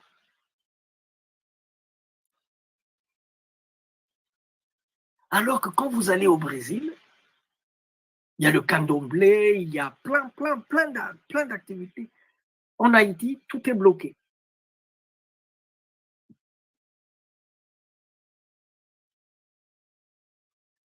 Non seulement qu'au plan spirituel, ils nous ont bloqués, mais même dans le cadre des marchés, ils nous bloquent.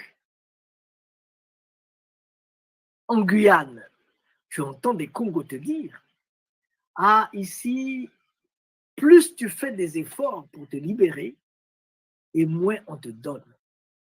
Plus on te bloque, moins on te donne. Donc, quand tu cherches à faire des business, à faire des choses pour évoluer, on te bloque. Mais moins tu ne fais rien, plus on te donne. Plus on te donne. Ça, c'est une Guyane.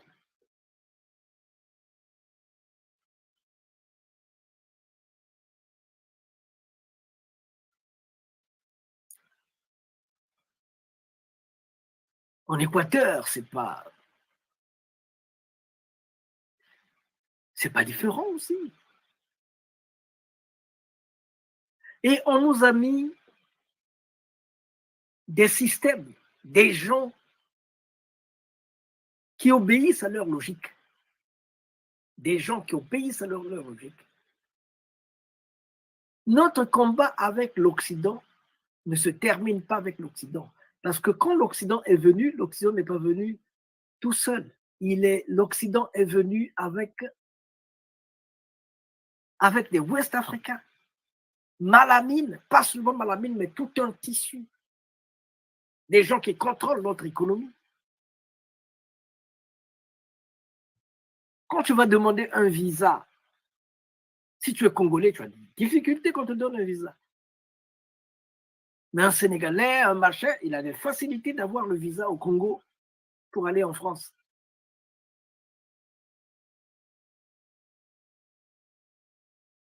Quand tu veux avoir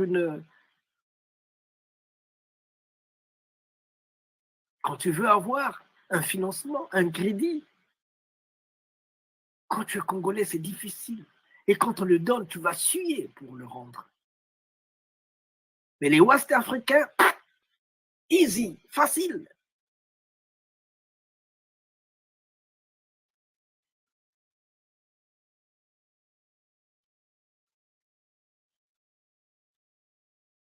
Et ceux qui veulent se chaper par l'éducation qu'on nous a donnée, c'est une éducation que nous devions répudier. Nous devions arrêter ce genre d'éducation. Parce que c'est une éducation qui nous amène à l'esclavage. C'est une éducation qui nous bloque spirituellement, mentalement, pour qu'on soit décolonisés,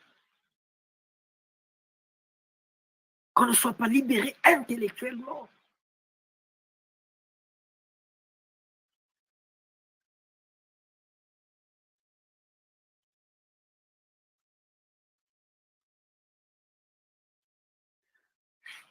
Donc, dans cette lutte de libération, nous sommes en train de nous battre, pas seulement avec les colons, mais aussi avec les fils qu'ils ont laissés.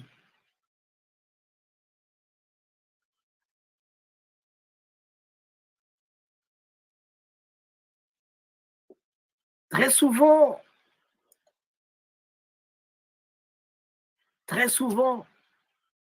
quand vous êtes arrêté en France,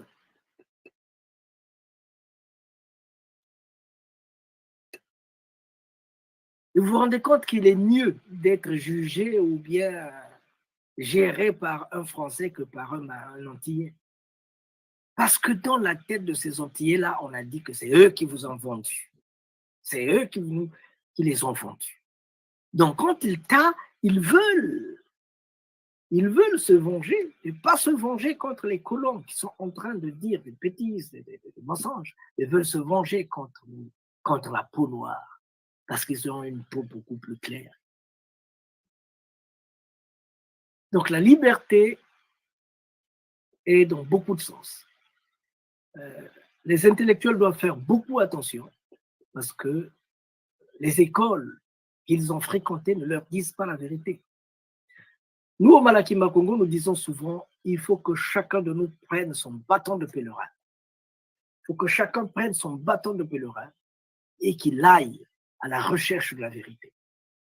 Qu'il aille à la recherche de la vérité parce que ce qu'on nous a dit dans les écoles, c'est faux. Il y a plein de faussetés.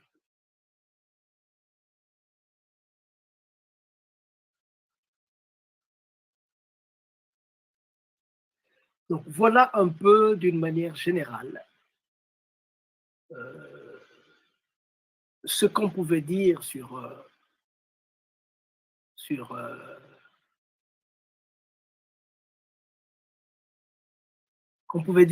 sujet, à ce sujet,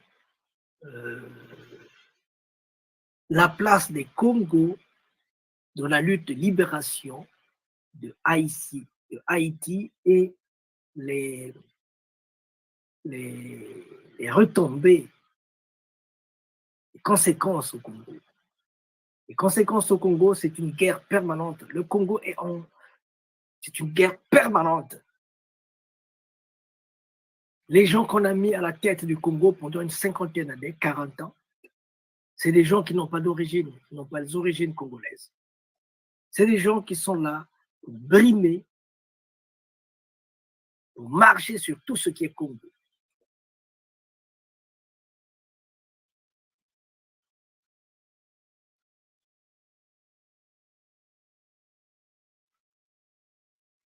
Est-ce que ce vieux-là peut aller faire la guerre? Je ne sais plus s'il est en vie encore. Parce que voilà un peu comment il a été réduit.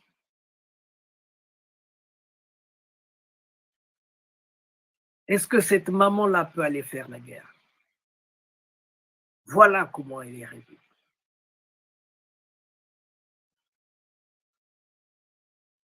Des gens armés contre des gens sans armes.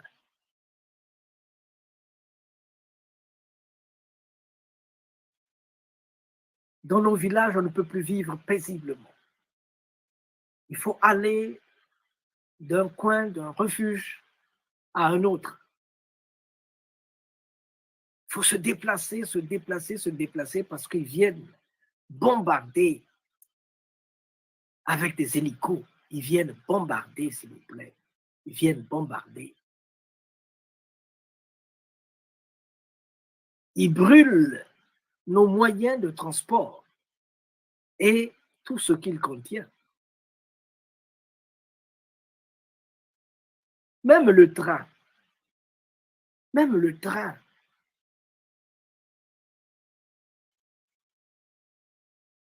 Là, c'est le chemin de fer qui est brisé comme ça.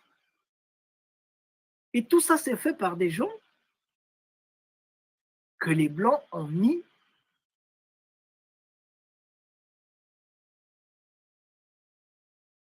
pour relayer leur logique de colonisation.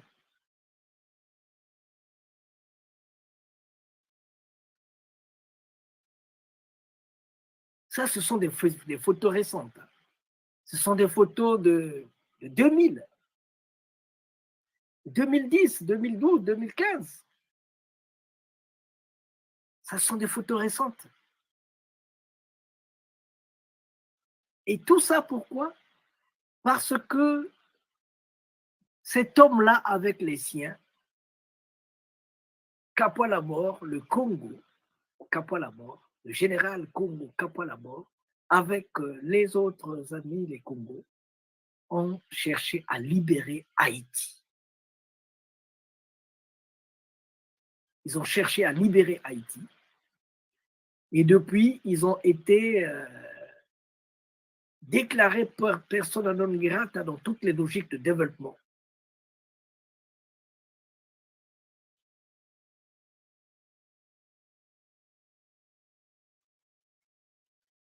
Attendez, on va bientôt terminer, mais je vais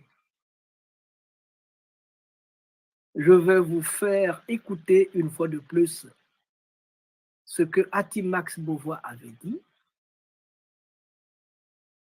Je veux vous faire écouter une fois de plus ce que Ati-Max Beauvois avait dit. Attendez un instant, s'il vous plaît, attendez. Et c'est eux qui ont constitué la philosophie fondamentale du peuple haïtien, sans compter que tous les modèles que nous allons avoir sont des modèles qui venaient aussi du Congo.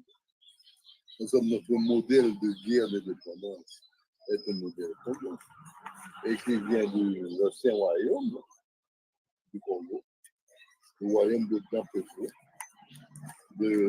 qui était roi, le roi du Congo, le roi du Congo, le roi des Ponts aussi. Et tous nos modèles viennent de là. Notre modèle de couper-tête de l'État est un modèle congolais. C'est ça, il fallait couper les têtes et c'est ça la technique pour faire la guerre de l'indépendance. Et qu'il fallait brûler les maisons. Et c'était ça les premiers pas qui nous ont conduits 13 ans plus tard à l'indépendance d'Haïti. C'est un modèle congolais. Mais par contre, les gens qui suivent les livres de trop près, des livres qui sont écrits par d'autres, d'autres qui ont d'autres visions, surtout des visions occidentales européennes, qui choisissent d'ignorer même les faits historiques. Eh bien, vous trouvez, il n'y a pas de Congolais ici, pas du tout. Ici, il n'y a que des Dahoméens. Et pourquoi est-ce qu'ils disent ça? Parce que le Bénin avait l'avantage d'avoir un Toussaint Louverture. Et Toussaint Louverture qui était béninois, qui était de Alada, donc il a mis les structures de base. Mais le revenu, le mettre du Congo, on a tendance à les ignorer. Et jusqu'aujourd'hui encore, en dépit des efforts que je fais avec les autres qui ont connu le Congo,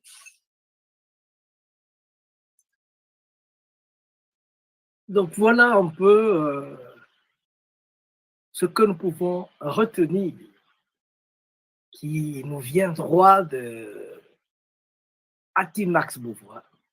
Ati-Max Beauvois, c'est lui qui a constitué le vaudou haïtien tel qu'il fonctionne aujourd'hui.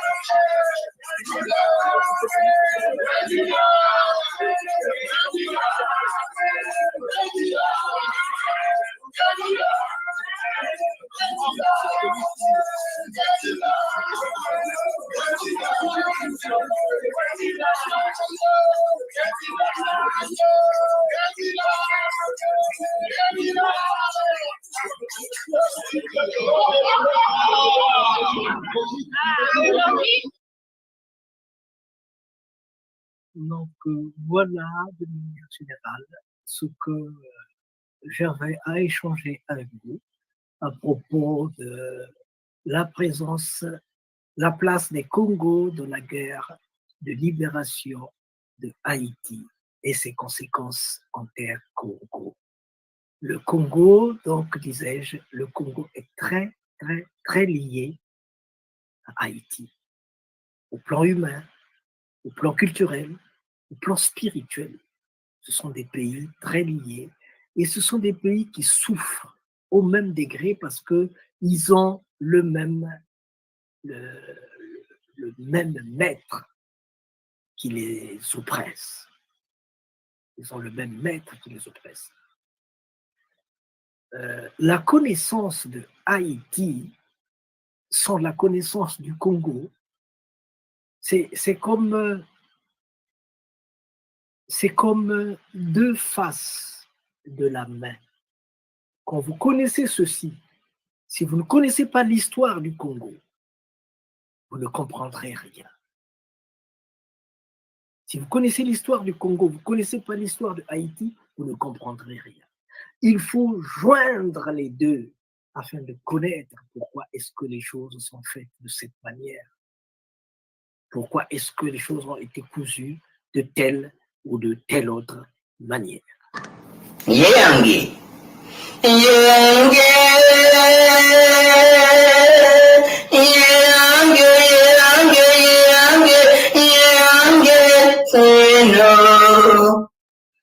Bena Congo, Benan Toto, Lando Moyo, Yangekiena Nema Congo, Nancy la Sembo, Mwetete Mupepe, Entemo, Tia, Loa, Masa, Entoto, Monoyi, Benazola, Bena Congo, Yulu, Bawu, and Silantangu, Kulu, and Saku, Zulu, and Panzu, Benampangu, Bakulu Matatu, Yange, Keno, Yange, Keno,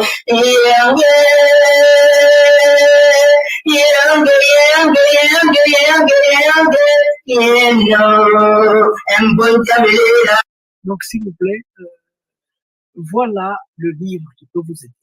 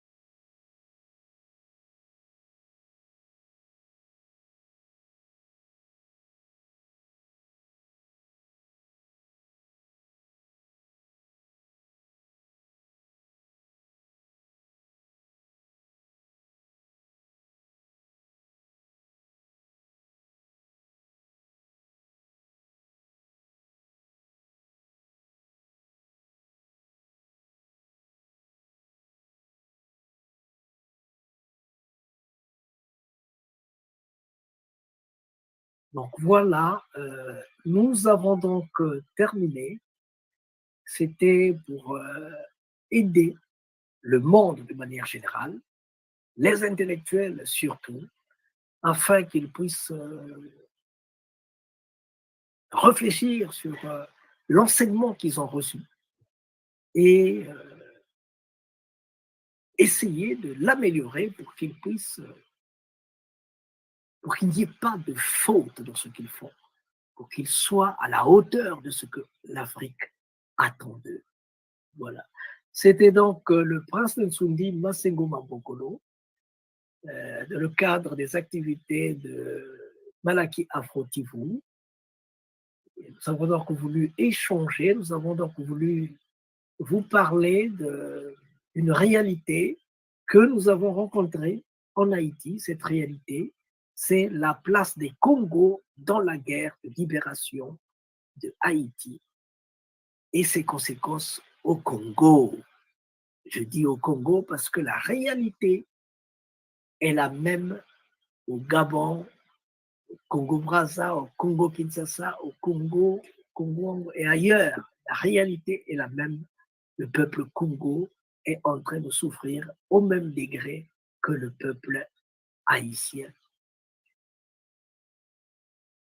J'ai dit, j'ai terminé. En tout cas, c'était un honneur et un plaisir d'avoir été avec vous pour avoir partagé cette réalité.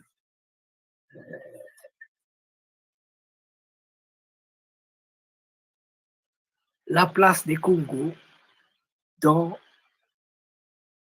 la révolution haïtienne, dans la lutte de libération de Haïti et ses conséquences au Congo. Merci d'avoir partagé ces grands moments, ces beaux moments. Hein. Merci d'avoir partagé ces beaux moments avec nous. Merci. Je vous rappelle que nous avons perdu notre cher frère. Nous avons perdu notre cher frère, nous sommes en deuil. Nous avons perdu notre cher frère Zungavoila, la rumeur, Zungabogolo, Jean-Claude. Lui, on lui dit bon vent à Pemba. Sa mission, il a bien accompli sa mission, qui est celle de dire aux petits-fils de nos petits-fils ce que les parents de nos parents ont vécu. Il disait, si chacun pouvait balayer devant chez soi, la rue serait sauvée. Lobu et Lewo. Voilà, c'est le moustique qui l'a dit. Merci à vous, merci à vous, merci à vous. Et à plus. Recommence. Recommence. Même si tu sens la fatigue. Même si une erreur te fait mal. Même si une trahison te blesse. Même si une illusion s'éteint. Recommence. Recommence. Même si la douleur te brûle les yeux. Même si on ignore tes efforts.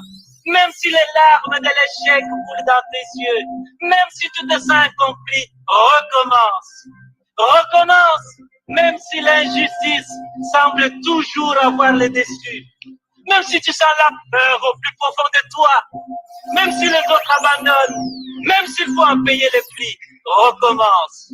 Recommence chaque jour avec patience et amour.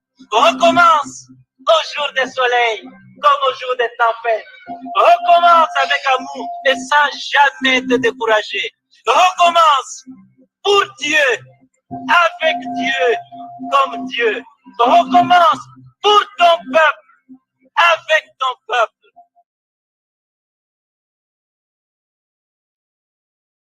Voilà, je disais que nous avons donc terminé. Nous avons terminé. Et pour ceux qui veulent débattre des questions de Haïti, débattre des relations transatlantiques des temps passés, nous sommes disponibles. Vous pouvez nous trouver partout. Nous sommes disponibles afin d'échanger, afin de faire jaillir la lumière.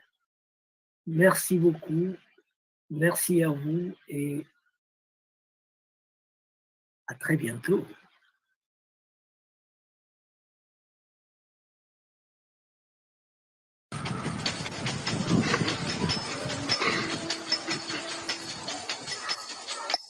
Yeah.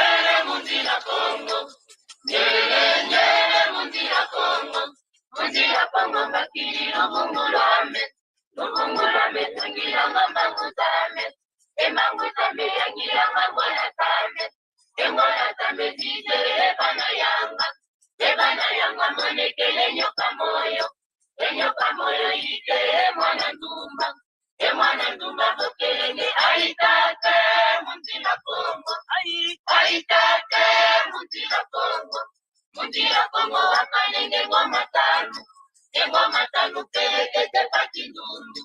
Epakindundu pelekete pakindundu. Aitate mundira Congo. Aitate mundira Congo. Congo remercie vivement les Malaki Makongo qui a voulu songer et penser à adresser une invitation à Bundulia Congo de participer à ce forum d'une grande importance historique.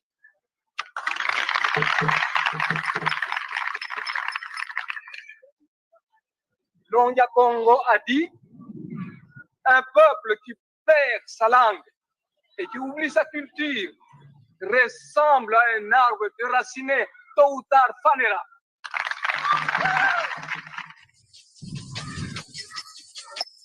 Nyele mundira Congo.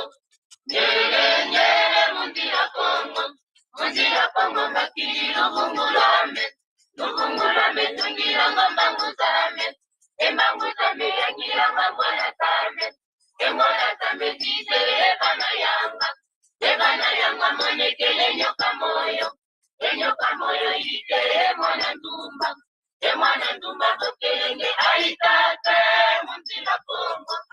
Aitate mundira Congo wakalenge ngoma tanu pelekete pakindundu. Epakindundu pelekete pakindundu. Aitate mundira Congo. Aitate mundira Congo. Nyele mundira Congo. Nyele mundira Congo. Mundira Congo makiri Lubungulame tungira ngambanguzame. Embanguzame yangira ngambwanatame. Embwanatame dize ebana yanga monekele nyoka moyo ite mwana